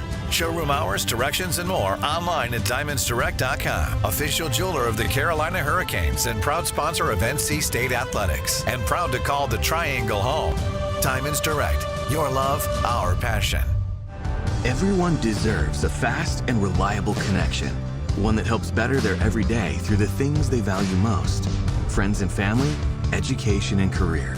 A connection that opens pathways to opportunity and builds roads to a better future. At Spectrum, we're committed to delivering just that every single day. Because with the right connection, anything is possible. That's Life Unlimited. That's Spectrum. Hi, this is Mike Maniscalco. Do you want to increase the value of your home and decrease the cost of energy bills? If your home needs new windows, siding, doors, and more, look no further than your locally owned Window World, the Triangle's most trusted and America's largest exterior remodeler. A proud sponsor of the Canes, Window World will get your home looking great on the outside while saving on energy costs inside. Search Window World for a free quote today. Oh, could this vintage store be any cuter? Right? And the best part? They accept Discover. Accept Discover? In a little place like this? I don't think so, Jennifer. Oh, yeah, huh? Discover's accepted where I like to shop. Come on, baby, get with the times. Right, so we shouldn't get the parachute pants? These are making a comeback. I think. Discover is accepted at 99% of places that take credit cards nationwide. Based on the February 2024 Nielsen report. Bryce under center. Chuba's the deep back. Snap. Give it to Chuba. Chuba inside the 10. 5. Slides into the end zone. Touchdown Panthers. He spikes the ball, and Carolina's got a lead.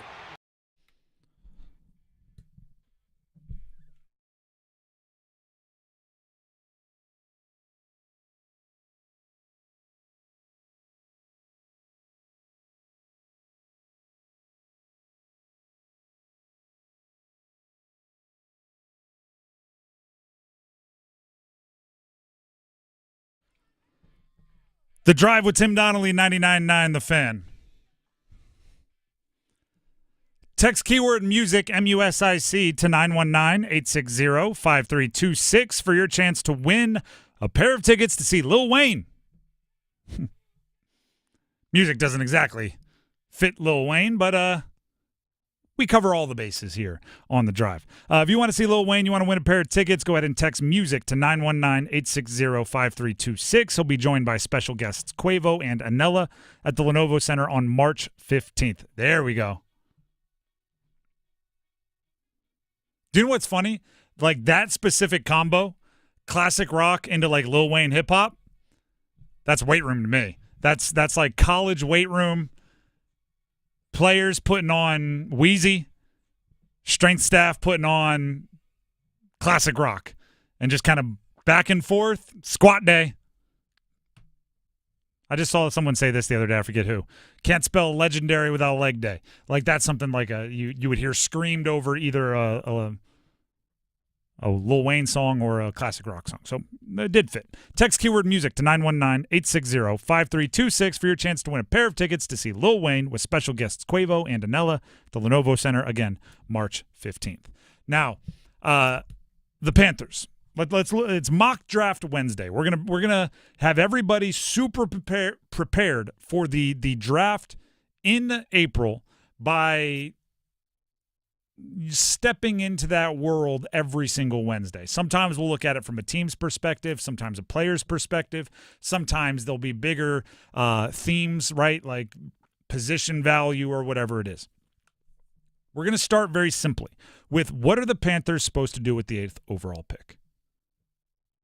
Now, I did peruse the internet for mock drafts to see what was going on here, which, first of all, is hilarious. If you look up mock drafts and you have people that, I want to know what they said in a mock draft. If you go back more than like a month, everyone has the Panthers picking like second. So that's completely outdated now because they won a couple games at the end of the season and turned that pick into the 8th overall pick when at one point in time they were in the running for the number 1 overall pick. So they have to be a recent mock draft, and I took a smattering from across all the sports world. ESPN's Mel Kiper Jr. put out his first mock draft earlier today. He has the Panthers taking Jalen Walker, a linebacker/edge from Georgia. ESPN's Jordan Reed, who I believe joined Dennis and Chris Lee on their most recent edition of Panthers Playbook. Which will come out tomorrow, yes. Which will come out tomorrow. In his most recent mock draft, he has Michael Williams, linebacker from Georgia, there with the 8th pick to the Panthers. The Athletics' Dane Brugler, who I've always enjoyed. Jalen Walker, again, linebacker from Georgia. So those are two different guys to play the same position for Georgia. Fox Sports' Jason McIntyre, Tetaroa McMillan, wide receiver, Arizona. CBS Sports' Michael Renner, Tetaroa McMillan, wide receiver, Arizona. So I think that goes along with what we've been saying for the Panthers, which is they have 2 high-ticket price item needs that are priorities. 1, number 1 wide receiver. 1, somebody to get pressure on the quarterback. And at the 8th overall pick, you should fill one of those. Okay? You should fill one of those, and then you should use your, quite frankly, large nest egg of free agency money to make sure you fill the other. The hard part is saying which one they should do or will do without knowing how the draft above them goes. And this is where Dan Morgan, the GM, has to have a network. Right? Has to have people that he trusts around the league that can give him real intel. Hey, this is what so-and-so is thinking at 3. This is what so-and-so is thinking at 4. This is what so-and-so is thinking at 5. So you can start to plan out your free agency attack with the best possible percentage that the other will be there. I think Jalen Walker and McMillan are both good options at the 8th pick. I think they're both good values at the 8th pick. I think McMillan becomes a bad value at the 8th pick if you spend all your free agency money on T. Higgins. Because then you're duplicating and you don't need those guys. Now, what happens if you're like, all right, let's spend all of our free agency money on T. Higgins to get a wide receiver. We have him, and then all the edge rushers go before you in the draft, and you're left with the number 1 wide receiver sitting there, and you don't have a need for it. You're scrambling, trying to trade out, trying to save value. You don't have the edge rushers that you want. It's a panic. So this is where the GM has to trust your intel. And it's crazy, right? Like I could see, and I said this earlier, 2 quarterbacks going in the top 2. I could see no quarterbacks going in the top 10. And that greatly changes what the Panthers should do with the pick. Because if none go in the top, because they just don't see Shedeur or Cam Ward is that worthy, well, that's 2 other positions that are going to be taken, and you're going to have a lesser position player kind of pushed down to you. If 2 quarterbacks, or even Jackson Dart sneaks his way to like 7, I don't know, then you have a better position player pushed down to you. So a lot of it is about reacting. We also are not in the coach's room. And I'm going to use Jordan Reed again here. BPA, best player available. I lean that way hard a lot of times. right? I don't care if you need a guy or not. If you have a tier break and you have a player that is like a A-plus grade and somebody at a position of need that's a B-plus, you take the A-plus and you figure it out later. But you have to know what to do with it as well, right? If I'm sitting there, okay, and I'm just going to – this is going to be the most ridiculous analogy of all time, right? If I'm sitting there and in front of me, right, I for those of you that are new here, I did play college football, University of Delaware, and there's a football in front of me or a flute. And the flute, somebody tells me, this flute is unbelievable. This flute is the top. It's the Cadillac of flutes. Costs $2,000. I don't know how much an expensive flute is. A $2,000 flute. This football, well, it's a traditional Wilson GST. It's the, you carried a bag of them around every time you went to practice. I'm going to go, I could take the flute, but guess what? I don't know what the heck to do with it. I can't play the flute. I don't even know how, I don't know the basics of it. Jalen Walker's a good player. If you go look him up at Georgia, and I did a deep dive today, he's a talented, athletic beast. He's an off-ball linebacker hybrid. You can't rush him every play. He's 245 pounds. If he were 265, he'd probably be the number 1 overall pick, and he'd just be an edge rusher. He'd be Micah Parsons. Jordan Reed said this on Twitter not long ago, just a couple days ago. If you're questioning how to use or where to play Georgia's Jalen Walker, just go watch how Dan Quinn is using Frankie Louvu. Remember him? Similar players. Line them up everywhere, allow them to play moving forward, and terrorize the game with their violence and physicality.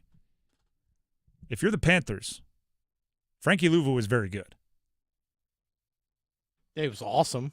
I was a big fan when he was here. I think you should have moved heaven and earth to keep him.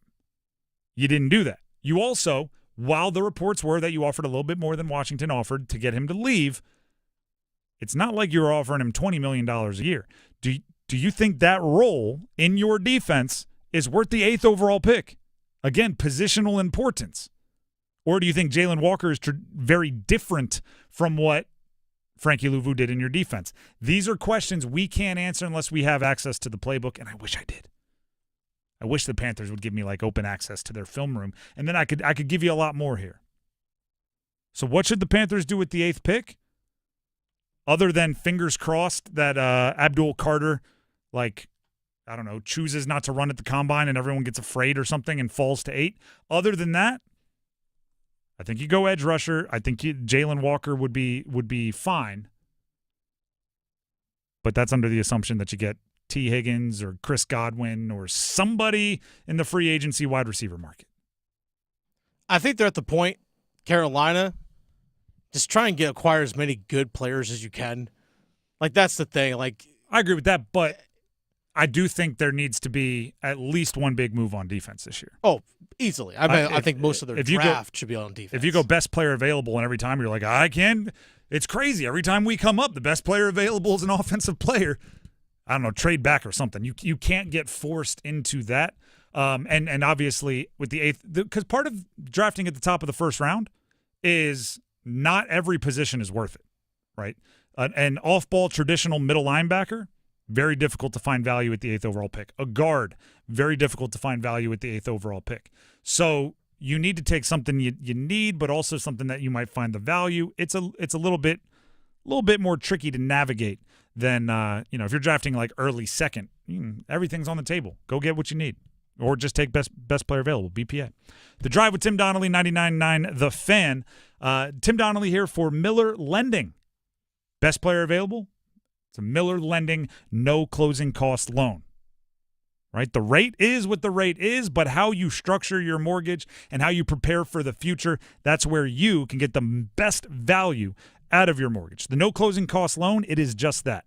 Gordon's been doing no closing cost loans since 1987, and they truly are what their title is. No third-party fees, no closing costs, zero means zero, which does make the best out of a high-rate situation, right? Best out of, some would say, a bad situation. If the high rate's there, no closing costs, takes the sting off and allows you to maneuver, right? If rates drop, fantastic. Refinance again, no closing costs, no money out of your pocket. Rates go up. Thank goodness you locked in your rate when you did with a no closing cost loan from Miller Lending. The number to call is 919-447-3377. 3377. That's 919-447-3377. Or check them out online at millerlending.com. That's millerlending.com. Miller Lending is an equal housing lender, NMLS number 250-2146.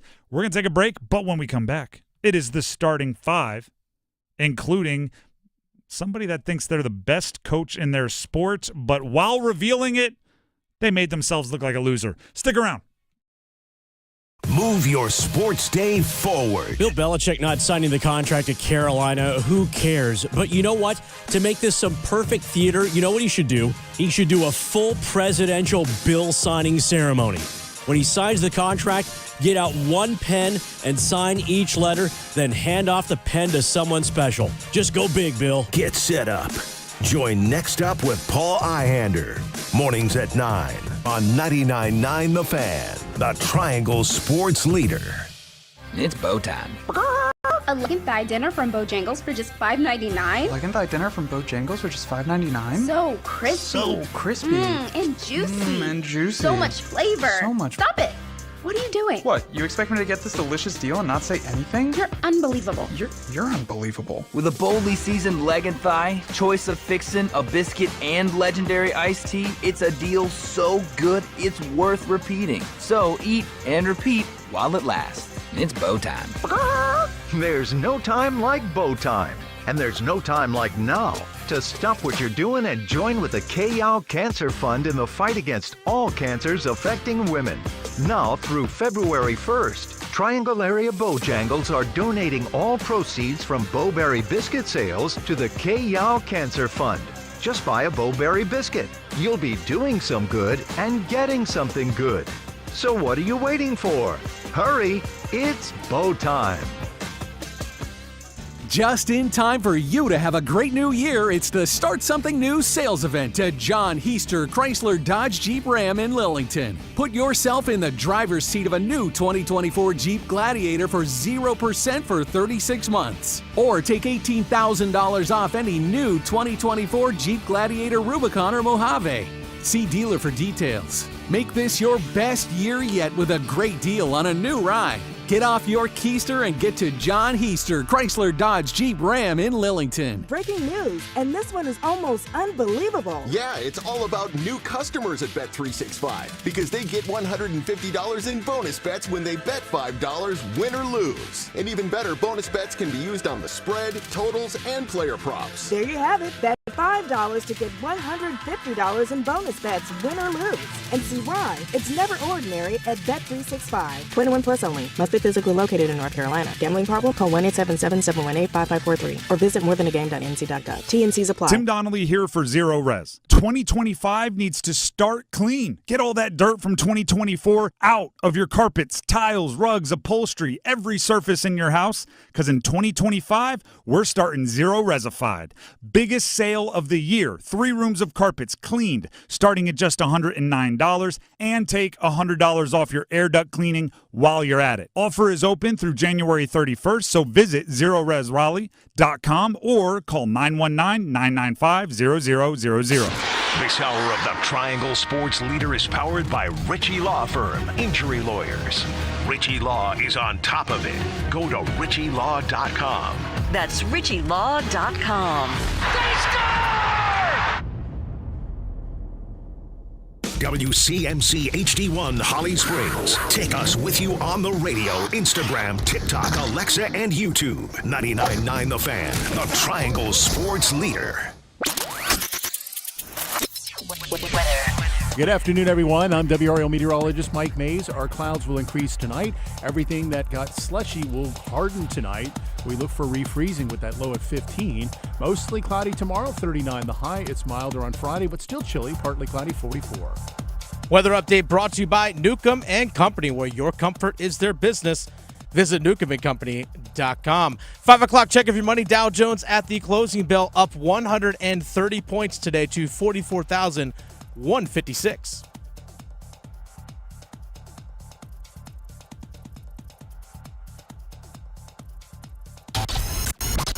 It's 5 o'clock. Time to serve up the biggest sports stories of the day. Here comes your starting 5. The Drive with Tim Donnelly, 99.9 The Fan. It is time for the starting five. And there are more than a few things I want to have time to talk about in the starting five. So we'll jump right into it, starting with number 5. Count them. 1, 2, 3, 4, 5. Yesterday during the show, we had the breaking news that Josh McDaniels would be going back to New England as their offensive coordinator, which meant he immediately becomes one of the 2 or 3 most important people in the development of former Tar Heel Drake May's quarterback career. I voiced my concern, and I do want to reiterate my concern for Josh McDaniels taking on such an important role in Drake May's path. But there's also some positives I want to get to, so let's hit both sides of that coin. McDaniels has no history of developing quarterbacks and no history of success without Tom Brady. He's had 18 years as an offensive coordinator or head coach, so you would say 18 years where he is responsible for the offense. 12, he's had top 10 scoring offenses in the NFL. 12 of those 18 years. 11 of them, he had Tom Brady. The other one was Mac Jones' rookie year, and that came tumbling down pretty quick after. His best year away from New England was his only year with the Raiders in which he had Derek Carr. Finished 12th in scoring. That offseason immediately got rid of Derek Carr and then led a bad offense the next year until he was fired after 8 games. I don't know if that's the best person you want shepherding your young quarterback that showed a lot of potential last year. But yesterday, in my haste to react immediately, I didn't mention the positives, so I wrote down 2 of them. Here are the positives. Josh McDaniels does have 11 years running a top 10 offense with Tom Brady. I mean, that's something. That's a top of the resume. That's something there, right? Every bit of advice he gives to Drake May should be, this is how Tom used to do it. Here's what Tom used to say. And by the way, you're faster than him. Like, just that sort of thing should be said often. Also, Josh McDaniels will not be poached away to become a head coach, probably ever again. So, you know, like what we're seeing with Detroit, where they had success. Now Ben Johnson's a head coach. Aaron Glenn's a head coach. They're offensive and defensive coordinators, and they're going to have to replace everybody. If Mike Vrabel works in New England and the offense is awesome in New England, Vrabel, McDaniels, and May can grow old together. I wouldn't expect that to be broken up if things are going well, which is another positive. Partially because McDaniels has already flamed out in both Denver and with the Raiders. That's number 5. Let's get to number 4. 1, 2, 3, 4, all together. Baseball Hall of Fame announcements came out. And I love a Hall of Fame debate. Ichiro, CC Sabathia, Billy Wagner are in. Ichiro and Sabathia, first ballot Hall of Famers. Billy Wagner, the 10th ballot Hall of Famer. Now, looking at those that didn't get in, Carlos Beltran, Andrew Jones, Chase Utley, A-Rod, Manny Ramirez, Andy Pettit, Felix Hernandez, Bobby Abreu, Jimmy Rollins, Omar Vizquel, Dustin Pedroia, Mark Burley, David Wright, Francisco Rodriguez, Torrey Hunter. Those are all that will remain on the ballot for next year because they got at least 5% yes. Here's the issue I have. In many ways, like MVP voting, there needs to be more explanation as to what a Hall of Famer is. If they would just give you parameters, just say something like best at your position for a 3-year stretch. Or there's multiple ways to earn acceptance. You could be the best at your position for a certain period of time, or longevity could help you raise to certain levels of all-time great on rankings and statistics. I don't know, but it's too gray area for me. And I tend to go with, like, what's a Hall of Famer? You'll know it when you see it, except for the fact that a whole bunch of guys that I look and go, that's not a Hall of Famer, have already gotten in the Hall of Fame, and president is a heck of a thing. Right? Once one guy gets in who has a sketchy resume, then the next guy with a sketchy resume is like, well, he got in. I think that's the barrier, right? I've reached the barrier. I think MVPs matter. I think Golden Gloves matter. I think Silver Sluggers matter. I think World Series matter.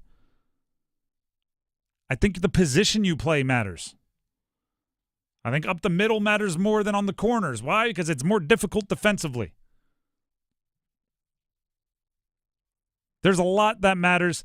I think first ballot should be reserved for near unanimous.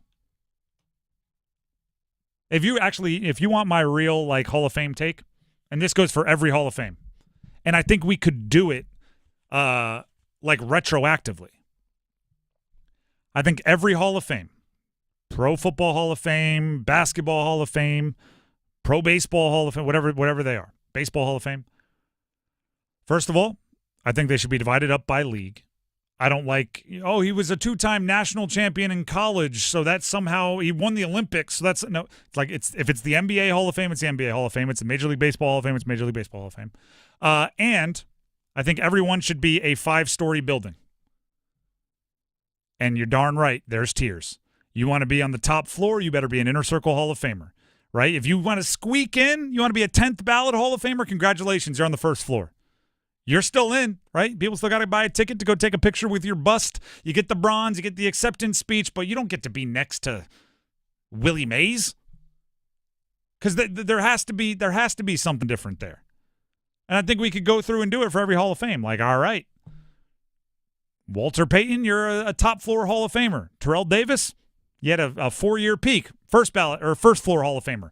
And Terrell Davis is one of my guys. I grew up. That was my dude. I wore number 30 in Pop Warner for Terrell Davis. He's a first floor Hall of Famer. I'm comfortable saying that. Ichiro, top floor. Billy Wagner, you're in the lobby. First floor. That's how it goes. People don't like that though. They like their Hall of Famers just be Hall of Famers. They're competitive enough. Let them argue about it. How about that? We put the players in a room. Say you decide which floor everybody's on. You need to have 1/5 on each floor. You decide. Scrap. The Drive with Tim Donnelly, 99.9 The Fan. That's number 4. Let's get to number 3. What a monster. There is that.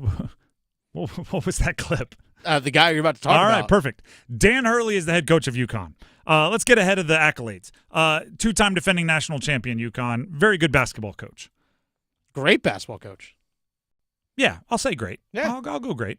What a loser.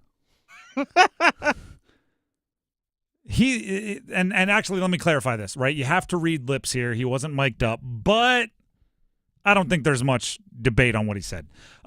He's yelling at a ref during the Butler game. This is UConn against Butler. He's screaming at a referee about a call he didn't like.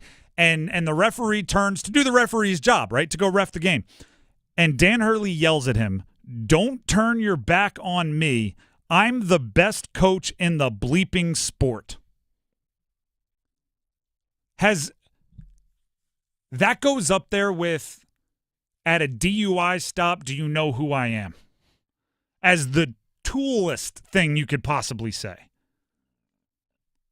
You may be one of the best coaches right now in your particular sport. You're still a coach. That's still the ref.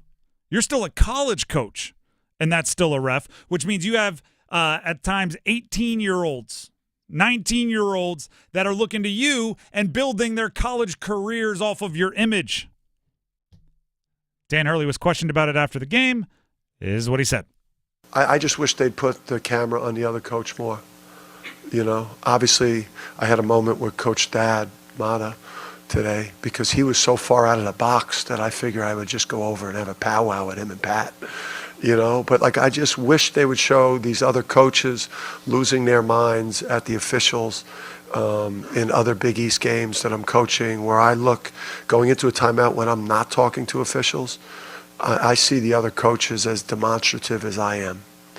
But, you know, the camera, obviously, I've created this for myself. I'm not no victim.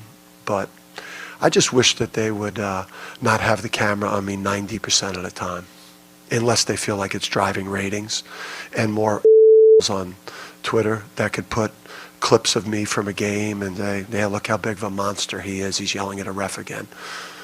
What a monster. I am nearly at a loss for words. But of course I'm not. You're not a victim. You're not. The ref is the victim. You're the predator. Of course, no one is accusing you of being a victim. Your defense for being a loser and being a pompous, ego-filled, arrogant, ridiculous coach, there you go, is I wish they would show someone else being a pompous, ego-filled, ridiculous. Yeah. That doesn't change anything. You ever try to talk your way out of a speeding ticket with somebody else was also speeding? Did you see that red truck up there? They're speeding? Who cares? That doesn't get you out of the ticket at all. How can here's the issue I have. How can players have such egos and think they're above the team? That's the, to use his words, the best coach in the bleeping sport right there. That's who they look to. Oh, UConn's on. They're great. I want to watch and work on my game. Oh, look at that guy. He's an ego-filled bleep. Maybe that's what it takes. Imagine if LeBron did it. Imagine if LeBron, who's a professional, who's the best, sets the standard. Ref didn't like it. He's yelling at the ref. The ref turns around and he goes, "Don't you turn your back on me. I'm the best player in the bleeping sport." Imagine the blowback. Why is it different for Dan Hurley? His resume ain't as impressive as LeBron's. How can players treat refs, media, etc. so poorly? Where do you think they're learning it from? By the way, I think we stumbled upon something. What's that? I think we might start giving out awards. Just call it the Jake Gensel is just a jackwagon. The Jake Gensel Jackwagon Award. Just randomly handed out to anybody who does something like this. Congratulations, Dan Hurley. You're the inaugural recipient of the Jake Gensel Jackwagon Award. And you might win two of them. One for the initial "Don't turn your back on me, I'm the best coach in the bleeping sport." One for each national title. Two for and then another for the I just wish they would put the camera on the other coach more. Wait a second. Did you say you're the best coach in the bleeping sport? Maybe that's why they put cameras on you. Yeah. Last time I checked, you win back-to-back national championships, you're going to get attention. Oh, they didn't show the Butler coach as much? It's the Butler coach. What do you want me to do? Yeah. And here's the thing. These antics aren't the first time we've seen it with him. Not even close. And by the way, I don't mind coaches yelling at refs. You see a bad call, it's your livelihood, right? You like if a call costs you a game, you're going to have to answer for that loss to boosters and presidents and administrators. I get it. Get mad. But you also have to be a person with respect for the game and, I don't know, an ounce of self-awareness. Dan Wolken, I think he's AP writer, said the Notre Dame players cursed at the media after they lost the national championship game. Where could they possibly learn that from? Well, right? Goodness gracious. And by the way, I don't care that the Notre Dame players cursed at the media. As a media member, I'd go, yeah, you know what? They just lost the national championship game. I can edit things. Yeah. See? Did it there. I'm just saying, Dan Hurley, be better. And I hate when people in arguments use the term be better. You're bringing out a part of me that I don't like, Dan Hurley. I've been advocating for UConn to join the ACC. I might wait till you retire. That's number 3. Let's get to number 2. Just the two of us. And now Carolina finds themselves tied. Now here's Walker working his way in. Shot off Elijah, they score! And this is going to be Walker's goal. I believe it goes in off of the Stars player. No, give it to Jesperi Kotkaniemi. His second. Walker dives in, puts a shot through, and it bounces off of Kotkaniemi, and the Canes get their lead right back. I needed to pick me up. I needed something positive. Canes on a 3-game win streak. First 3-game win streak since mid-November. Yeah, November 20th was the last time they had the That was third of the third-game win streak. How about 2 it? months. Hey. Yeah, that's actually a really long time to go without winning 3 games when you're as good as the Canes. But now that streak is over. It's all about the future. It's all about something along the lines of Freddie Anderson is back. Pyotr Kochetkov is playing really well. Goodness, what a 3-game winning streak does for your confidence in your guys that stand between the pipes. Here's Rod on the play of Pyotr Kochetkov in the win over Dallas.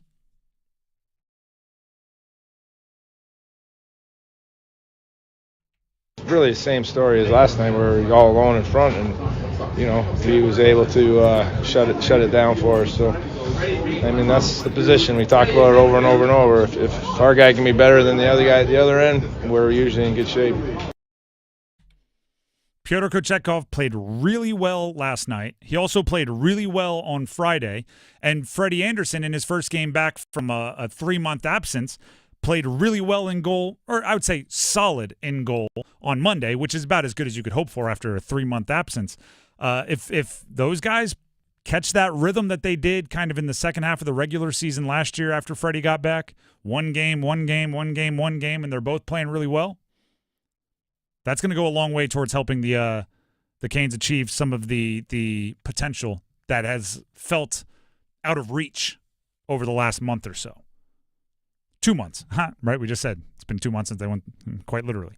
The other thing that was fun about last night, other than beating Dallas, other than Kochetkov playing well, was Kotkaniemi got a couple goals. You heard the highlight, right? One off his skate, the first one, much more skilled than that. Here's Rod Brindamore on Kotkaniemi recently. Noticeable on the offense, which was great. Great shot there, and on the one goal, and then driving the net, like being heavy. He's a big kid, and when you get him doing, that kind of stuff, he's very noticeable. I thought that line was probably our best line in general. They were pretty solid, and obviously our goaltending was great tonight. That's the difference.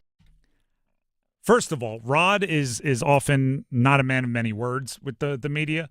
I think that was a great word choice, right? As somebody that overanalyzes language because I speak for a living, to describe Kotkaniemi over the last few days as noticeable is perfect. Why? Because when Kotkaniemi is I don't want to say at his worst, but when he is doing the things that makes us so frustrated about Kotkaniemi, it's not that he's often doing bad stuff. It's like, I didn't even know he was out there. He skated 19 and a half minutes, and I have no firm memories of Kotkaniemi. And it's like you were the second team center. You had studs on each wing alongside you, and where'd you go? So saying he's been noticeable is such a nice way to say he's making plays. It's such a nice way to say he's doing the things that somebody in his position should do, right? You put somebody with those guys on either side of him, with the ice time that you get, with the responsibilities that you ask of that second line, I should remember a few things you do each game, right? When I go back and I need a refresher, right? If you play on Friday and we have a long weekend and I got to talk about the game on Tuesday, and I watch the old 10-minute full game highlight to refresh my my stuff, you should pop up there like 4 or 5 times if you're Kotkaniemi. Over the last 2 games, he's popped up 4 or 5 times a game, including the big highlights like, goals, point production. That's what you need from a guy like Jesperi Kotkaniemi. Now he needs to do it consistently over like months at a time, not like, that was a fun 3-game stretch. Now go silent again for the next 2 weeks. That's what you need to avoid. That's number 2. Let's jump to number 1. Go one! Rebound pulled in by Lubin. Here come the Tar Heels the other way. Oh my goodness, Ian Jackson with a tomahawk in transition over the top of Salas. That was maybe, I don't know if it was the winner, but it's a nominee for Dunk of the Year. Ian Jackson jammering for UNC. It's right up there with Flag's dunk against Pitt. That's probably another one of the nominees, probably the favorite if we're setting odds. But Ian Jackson, that dunk. First of all, dunks always look impressive the shorter you are. It's hard to be an impressive dunker at like 6'9", 6'10". You throw 6'5" or shorter, your dunks just look better. It's just how it is. which is a good point to make here. UNC, and I say this too often, but I'm going to say it one more time. The standard is much higher for UNC than it is for just about any other basketball program in the country.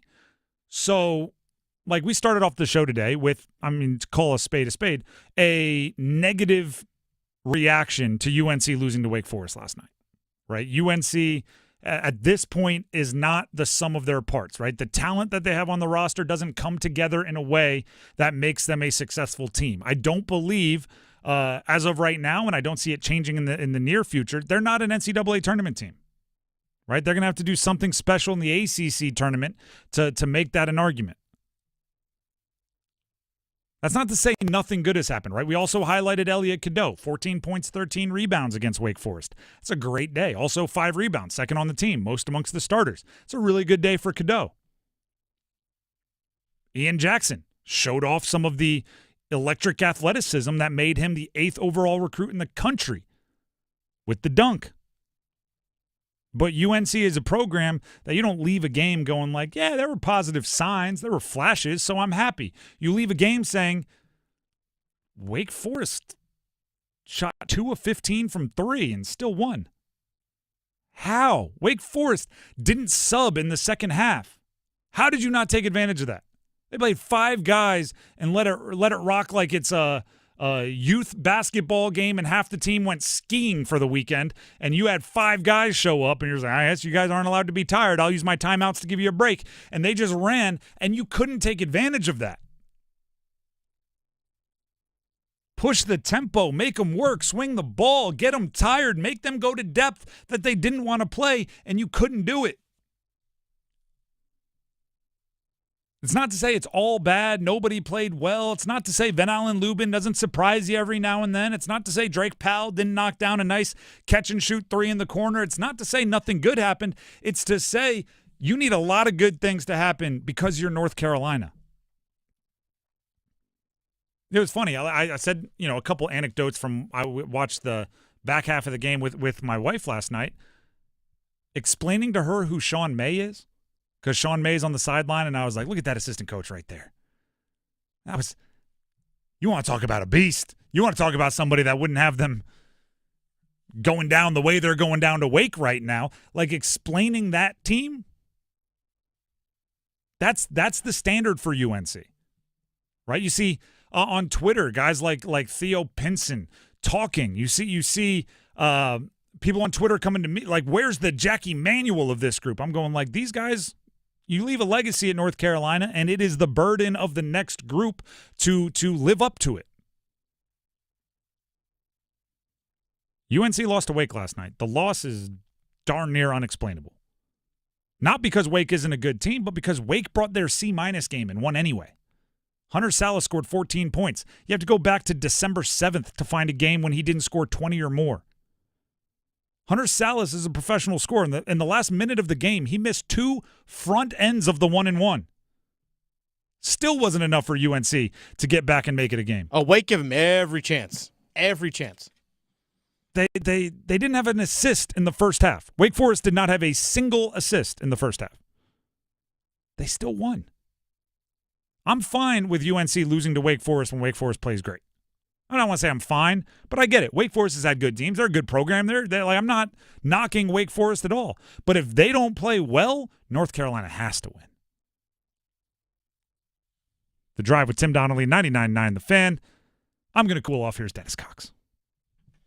Hey, folks, Dennis Cox here for Loan Pronto. Don't go through another year with all that high-interest debt. Let Loan Pronto wipe it all out now. Loan Pronto's rapid equity loan makes it easy to pay off all your credit cards or tackle that 2025 home improvement project. Get cash in your pocket fast. No appraisals, no paperwork, no waiting. Loan Pronto's AI-driven tech gets you approved and funded in as little as 1 day. One client got $150,000 approved in under 24 hours, paid off all their credit cards, 2 cars, and a personal loan, saving over $1,500 per month. With low fixed rates and lightning fast transfers, you can do it too. Consolidate debt, improve your home, take control of your finances. Imagine being credit card debt-free by this time next week.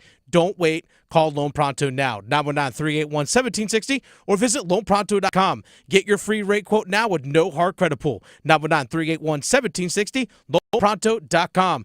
Equal housing lender, NMLS 1661781, subject to lender approval, NMLSconsumeraccess.org. The Drive with Tim Donnelly, 99.9 The Fan, needs numbers game contestants. The prize for today, I believe, is Shinedown with tickets, pair of tickets, to see Shinedown with Bush and Morgan Wade, I believe is the that is the correct. lineup. So if you want to win the tickets, you have to call in now and win the numbers game. The number to call is 919-860-5326. 919-860-5326. To play the numbers game, we need 2 contestants. It's coming up next. The Adam Gold Show. But ultimately, had their goaltending been better over the last, we'll just say, going back to before Thanksgiving, we're basically talking about 2 months. So the last time Carolina won 3 in a row was a week before Thanksgiving. Yeah, 3 in a row. That ain't a lot for a team that figures to be among the leaders in the Eastern Conference. The Adam Gold Show, weekdays starting at noon on 99.9 The Fan. Hello, I'm John Heister for John Heister Chevrolet in Fuquay Arena. And you know, people are asking us, how are you selling so many cars all of a sudden? Well, did you know that the Beltline has opened up the outer loop? We're only 28 minutes from Knightdale. We're only 19 minutes from Clayton and 15 minutes from Apex. We're now the most convenient Chevrolet dealership to reach in the Triangle. And the best part is, you don't have to traverse the inner city traffic. It's just one more reason to get off your keister and come to Heister. Together, let's drive. You know what you deserve? The joy of a remote start. Sound Station and Security can install remote start systems in your car. Start your car from inside your house while you eat breakfast, and it's all toasty warm by the time you get inside. Or on those hot summer days that are sure to come, start your car and get the air conditioning running so you don't sweat. A remote start system is an awesome treat, and you can get it at Sound Station and Security with 2 locations in downtown Smithfield and on Glenwood Avenue in Raleigh. Online at myhotsound.com. Hey, Greater Triangle area. Chick-fil-A wants to invite you to enjoy a Chick-fil-A chicken biscuit or sandwich on us in the Chick-fil-A app. Join us through January 25th to get your reward for a Chick-fil-A chicken biscuit from open to 10:30 a.m. or Chick-fil-A chicken sandwich from 10:30 to close by downloading and signing in to your Chick-fil-A app with location services on in the Greater Triangle area. Valid at participating Greater Triangle area Chick-fil-A restaurants only. Offer subject to availability. Rewards are single use only. Limit 1 per person per Chick-fil-A 1 account. See further details in the app. T-Mobile 5G home internet keeps getting better. Get our fastest connection loaded with benefits. Get T-Mobile's best home internet starting at $55 a month with autopay and any voice line. Plus, Price Lock. We won't raise your rate on internet. Check availability at T-Mobile.com/home internet. Exclusions like taxes and fees apply. Guarantees regular monthly rate plan price of fixed wireless 5G internet data with qualifying service. After $15 bill credit with postpaid voice line plus $5 a month without autopay with debit or bank account. Regulatory fees included for qualifying accounts. $35 connection charge applies. Speeds vary due to factors affecting cellular networks. It's 2025, and it's time to get your home zero-resified by calling our cleaning heroes at Zero Res. Get 3 rooms zero-resified starting at just $109 and take $100 off your air duct cleaning as well. Book online anytime at ZeroResRaleigh.com. This is a story of the one. As a maintenance specialist for university housing, he knows college students can major in wear and tear. Plus, housing so many students doesn't leave a lot of room to house all the supplies he needs. That's where Grainger comes in. With over 1 million industrial-grade products and fast, dependable delivery, Grainger carries the quality products he needs so he doesn't have to. From a new door hinge to a whole new faucet. Call, click Grainger.com, or just stop by. Grainger, for the ones who get it done.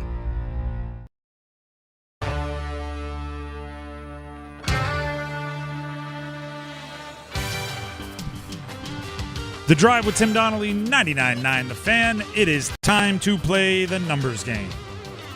The prize for today, going to the winner, is a pair of tickets to see Shinedown at the Lenovo Center on August 21st for their Dance Kid Dance Tour.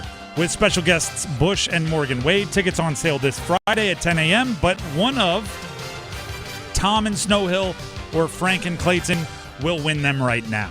As always, we have to ask a question. We'll have Dennis pick his favorite answer, and that person will get to go first. We'll start with Tom in Snow Hill. Tom, are you there?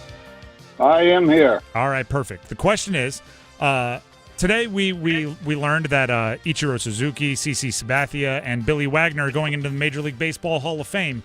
If you could be inducted into any Hall of Fame, which Hall of Fame would you choose and why? I would say the NHL because I used to play hockey because I'm from Boston originally. All right, I like it.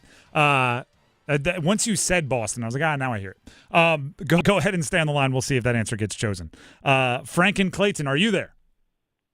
I'm here. All right, perfect. Same question to you. What is, in honor of the Major League Baseball Hall of Fame inductees being revealed today, if you could go into any Hall of Fame, you could be inducted into any Hall of Fame, which one would it be and why? Oh, it would definitely be baseball. I grew up pretty close to Cooperstown. I played a lot of baseball at Doubleday Field, where the old field is there in town, and it was a lifelong dream for me to play Major League Baseball. All right, those are two very good answers, very similar answers. So Dennis, tough one for you to choose from. Are you going with Tom or Frank? This is actually not an easy one. No. And there's multiple reasons. Because the Hockey Hall of Fame should have Rob Brindamore in it, and it does not.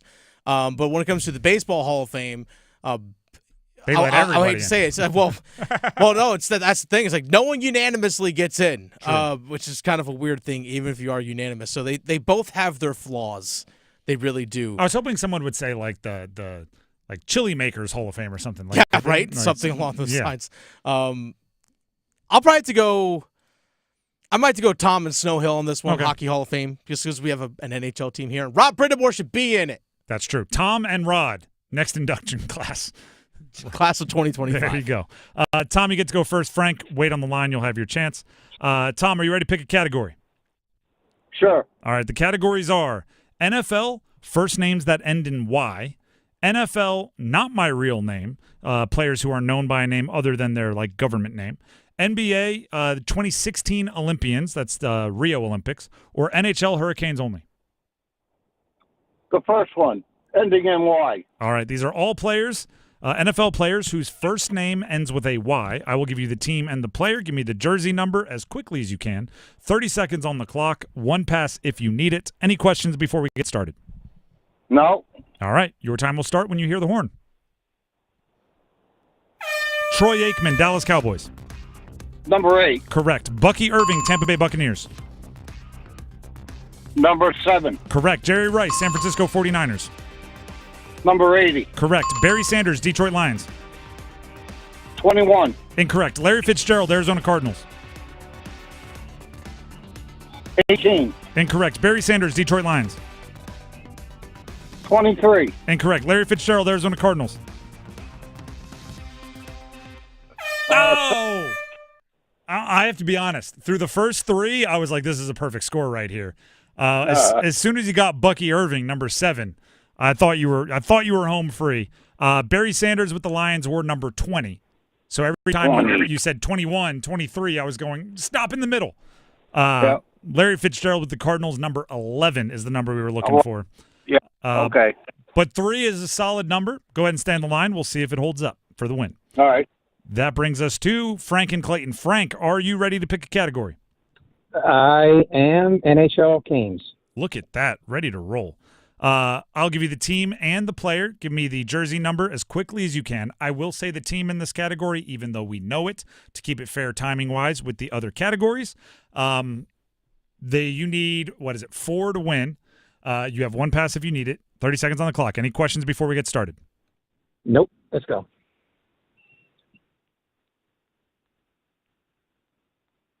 Hello? Yep. Okay, we are ready. Yep. Ready. Okay, good. We'll start when you hear the horn. Sebastian Aho, Carolina Hurricanes. 20. Correct. Shane Gostisbehere, Carolina Hurricanes. 4. Correct. Joakim Nordstrom, Carolina Hurricanes. Pass. Ian Cole, Carolina Hurricanes. No. 26. No. Incorrect. Ray Whitney, Carolina Hurricanes. 13. Correct. Joakim Nordstrom, Carolina Hurricanes. 82. Incorrect. Ian Cole, Carolina Hurricanes. 28. Correct. Look at that. That was under the buzzer. That for Ian Cole, 28, gives you the win. Nordstrom, number 42, for those of you playing at home. We also would have accepted either 4 or 41 for Gostisbehere. He has worn them both. But Frank, it didn't always look like you were going to get there, but you got the win. Congratulations. Thank you very much. That means you get tickets to see Shinedown at the Lenovo Center on August 21st, part of their Dance Kid Dance Tour, with special guests Bush and Morgan Wade. Tickets go on sale this Friday at 10 a.m., but you don't have to worry about that, Frank. Congratulations. All righty. All right, go ahead and stand the line. Dennis has some info he needs to grab from you. That was a nail-biter. That was a nail-biter. I was literally down to the final second. Yes, and I like using, because Dennis is like the official judge, right? I'm focusing on my job. He's the one watching timers and listening and buzzers and all that.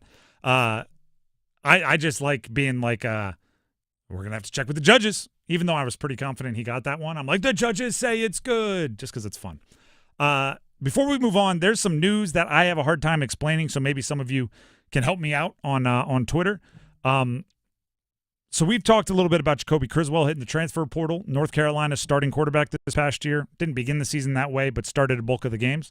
Played well. I think it was like 15 touchdowns, 6 interceptions, something like that. I wouldn't say lit it up by any stretch, but looked like a Division I starter. He signed with East Tennessee, okay?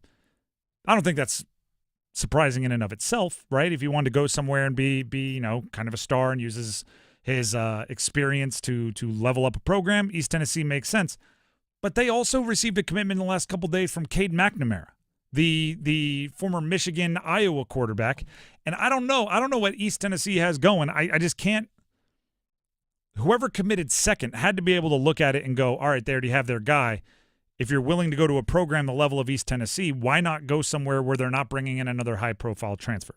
If there's a reason behind it, if, I don't know, East Tennessee suddenly has massive NIL money, something there, I don't know. I'm curious for theories there. Why would two guys that have, like, legitimate Power 5 conference starting quarterback experience end up in the same, like, cycle coming out of the portal to East Tennessee State? Criswell and McNamara, I don't, and don't say like they're not afraid of competition. I'm not saying they are. I'm just saying, I mean, if you could get a guaranteed starting spot, I don't know. Again, send them in at Donnelly Sports on Twitter if you have a theory. I'm curious. Go ahead and send it at Donnelly Sports. The Drive with Tim Donnelly, 99.9 The Fan. Before we jump to the next topic, Tim Donnelly here for DraftKings Sportsbook. Playoffs? Talking playoffs? You darn right we are. At some point, I'm going to be able to say playoffs without going into the impression. Playoffs? Yeah, we're talking playoffs. Get in on the action at DraftKings Sportsbook, an official sports betting partner of the NFL. Scoring touchdowns? It's key, right?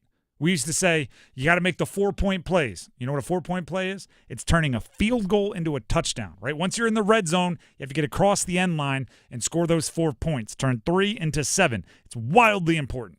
It's also wildly important for those of us that bet on touchdowns. And you can as well. You can score big by betting on them at DraftKings, the number one place to bet touchdowns. Nothing like seeing a 4th and 1 and the field goal going out there when you have the running back to score a touchdown. It's frustrating, but also gives you that excitement in a game.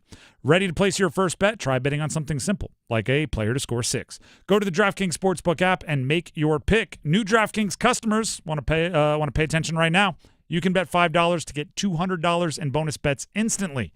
All you have to do is download the DraftKings Sportsbook app and use code TIMD at signup. That's code TIMD with no spaces. New customers will get $200 in bonus bets instantly when you bet just $5 only on DraftKings Sportsbook. The crown is yours. Gambling problem? Call 877-185-543 or visit morethanagame.nc.gov. 21 plus, North Carolina only. Eligibility restrictions apply. Bonus bets expire 168 hours after issuance. For additional terms and responsible gaming resources, see dkng.co/audio. The state of ACC basketball. It's not great right now. We look at the standings and what needs work coming up next. Evan, Canty, and Michelle are unsportsmanlike. The Green Bay Packers simply couldn't beat the elite talent in the NFC. They were winless against the Detroit Lions, the Minnesota Vikings, and now the Eagles. Lost 2 games to both of those teams. They were good. They were not good enough. That, to me, is the story of the Green Bay Packers this season. So it was a good season, not a great one. Unsportsmanlike. Mornings from 6 to 9 on 99.9 The Fan, the Triangle Sports Leader. You still thinking job change in the new year? Yeah, I need something that's in high demand and more stable in this economy. IT? Yeah, cybersecurity, maybe even AI. That's what I did. Really? How? Went to My Computer Career. You don't need any prior experience, and you could start your new career in a matter of months. A lot of IT pros go to school there, too, to level up. Sweet. Are classes online or on campus? Both. Wow, I'll check it out. Thanks. Make this your year. Take the free career evaluation now at mycomputercareer.edu. Financial aid is available for qualified students, including the GI Bill. Mornings can start feeling the same. Wake up, brush teeth, go to work. But with breakfast from Wendy's, it's like, wake up, brush teeth, Baconate with a breakfast Baconator. Roll with a sausage breakfast burrito. Buddy it up with a Honey Buddy. Or get seasoned with seasoned potatoes. And then go to work. Sorry. When you're ready for a fresh wake-up call, gotta be Wendy's. At participating U.S. Wendy's during breakfast hours. So my home is also my office. And before I can focus, every room's gotta be clean. That means tidying up, then spraying my Febreze Air Mist. Ooh, that's fresh. Febreze Air Mist scents are all high quality. They fight any weird funk, and they give my air an instant boost of freshness. So not only does my home smell good, I feel good too. After I Febreze, it's time to start my day. Breathe happy, Febreze, la la la la la. Everyone deserves a fast and reliable connection. One that helps better their everyday through the things they value most. Friends and family, education and career. A connection that opens pathways to opportunity and builds roads to a better future. At Spectrum, we're committed to delivering just that every single day. Because with the right connection, anything is possible. That's Life Unlimited. That's Spectrum. This is Gordon Miller with Miller Lending and Carey, and I have a question. When it comes time to buy a house, do you just look at one? Probably not. So when it comes time to working with a lender, multiple surveys have shown that borrowers who requested multiple quotes were far more likely to receive better terms when compared to those who likely only spoke to one. So why Miller Lending? As a mortgage broker, we're not limited to only one lender, as is the case with your bank. We act as more of a one-stop shop. With access to over 24 lenders, it's not uncommon to receive multiple bids for your mortgage. Recently, we've saved numerous homeowners upwards of $10,000 or more in closing costs for the same interest rate they'd been quoted. Now, while you may think all lenders are the same, they aren't. So whether it's a no closing cost purchase, our highly competitive FHA, VA, or jumbo rate, see why thousands of satisfied clients have chosen Miller Lending as their lender for life. 919-447-3377, or simply apply online at millerlending.com. Miller Lending is an equal housing lender and MLS number 250-2146.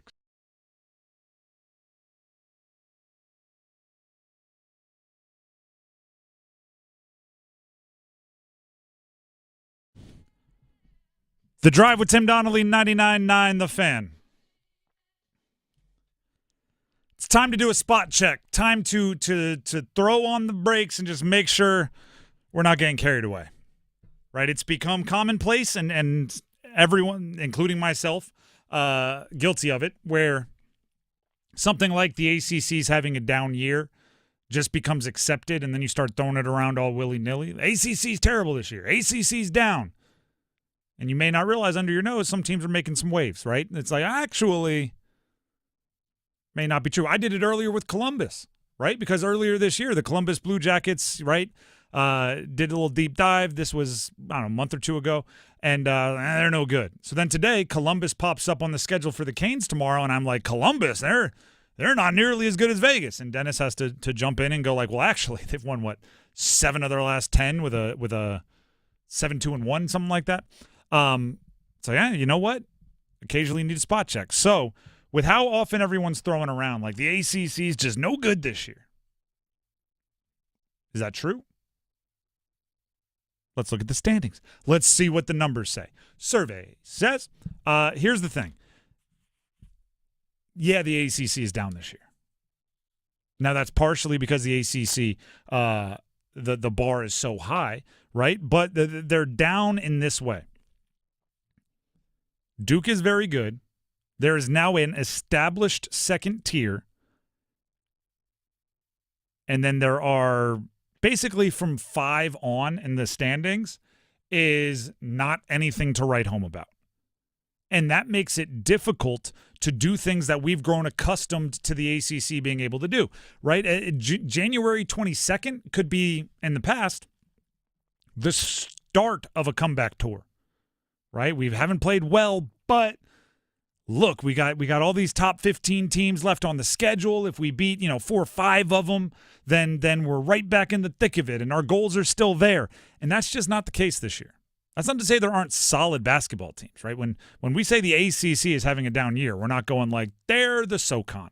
No disrespect to the SoCon. We're just saying that it's down for the ACC. Right now there's Duke, and they're a Goliath. They've won 12 straight. They're, I think, number 2 in the latest rankings. 2 in the country. Behind only Auburn, maybe? Yep, Auburn. Yeah, there you go. Ironically, a team they beat. Look at that. Huh. They're number 2 with a win over number 1. And on a 12-game win streak. And they're 11-0 at home. And they're 5-0 away. Both losses coming neutral court. Then there's what I call the second tier. It is Louisville, it is Clemson, it is Wake Forest. They are all 15-win teams, either 15-4 or 15-5, and they are all 8-1 or 7-1 in the conference. Those 3 teams are the second tier. Louisville's on a 9-game win streak, Wake Forest on a 6-game win streak, Clemson on a 3-game win streak. They have decent wins amongst them. Then there's a load of, the way I'm going to say it is nothing to write home about. From North Carolina, who is currently in 5th in the standings, all the way on down to Miami, who is dead last. They're not all equal, but they're all equally in a tough situation when it comes to postseason play. They're all equally in a tough situation when it comes to gaining any kind of national recognition. So that tells me there are 4 teams that the ACC has hitched their flag to this year. Duke, Louisville, Clemson, and Wake Forest. And if any of them were to falter, it becomes one of the worst ACC years I can remember. Right? If Louisville, Clemson, or Wake Forest takes a dive and loses 4 or 5 straight, loses some games that they absolutely should not lose, and they fall out of, whatever potential at-large conversation they're going to be a part of, then that's a 3-bid league at best. That's a 3-bid league at best. You start looking, there's going to be non-major conferences that get 3. And there's no way that is where the ACC should be. And it's not blame on any one spot. It's blame on a lot of spots. If you ask me for like the root of this cause, like the actual, this is what needs to be treated, it's the overwhelming transfer of coaching power. Right? Look at where the league was like 8 years ago. It was Roy Williams and Coach K and Jim Boeheim and Rick Pitino and Jim Larrañaga and Leonard Hamilton and Tony Bennett and all of these coaches. 8 years ago, 4. That's true. I don't know why I went. Hey, go 4 years I guess ago.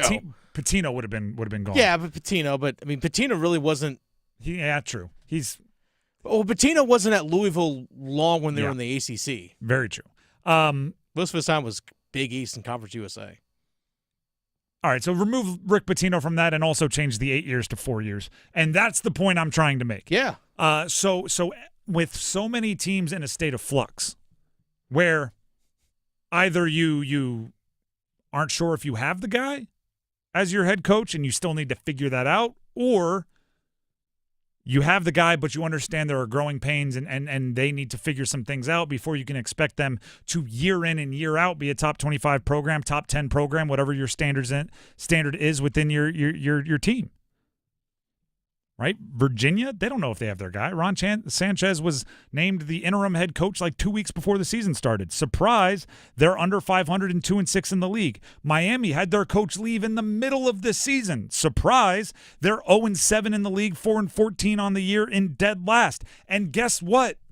They're two teams that have been to Final Fours recently. They're two teams that in years past are Goliaths for the likes of Georgia Tech or Syracuse or whoever to go ahead and change their season by beating one of those teams. Now you beat Miami, that doesn't even cause a ripple effect. You beat Virginia, you're not even getting on SportsCenter. If you ask me what the cause is, that's where it is. And even like Notre Dame, right? Mike Bray. Like whether they were in the conference or not at these times, these programs that we look at and have name recognition simply don't have the coaches that we're used to. And some of them will develop their new coach. Some of them are going to have to swing, 2 and 3 times before they find their coach. It's not easy. So the challenge is the teams that do put some things together really need to be on their P's and Q's. Pat Kelsey, head coach at Louisville for 20 minutes? He's sitting there at 8-1 in conference, 15-5 overall on a 9-game winning streak. A completely new roster. We were doing some digging into Louisville. I believe the last 2 years combined, they've won 13 games. They're 15-5. There's no time to look around and go, whoa, look how good. Look at the turnaround. The ACC needs you to be like a 3 seed in the tournament. You need to go ahead and win some things. The top brands for the ACC need to be the top teams, and they haven't been. And if they're not going to be, someone else has to pick up the slack. UNC this year is not UNC. They're not. It's sorry. Virginia is so far away from Virginia. Miami is 100 light years away from the Final Four team of a couple years ago.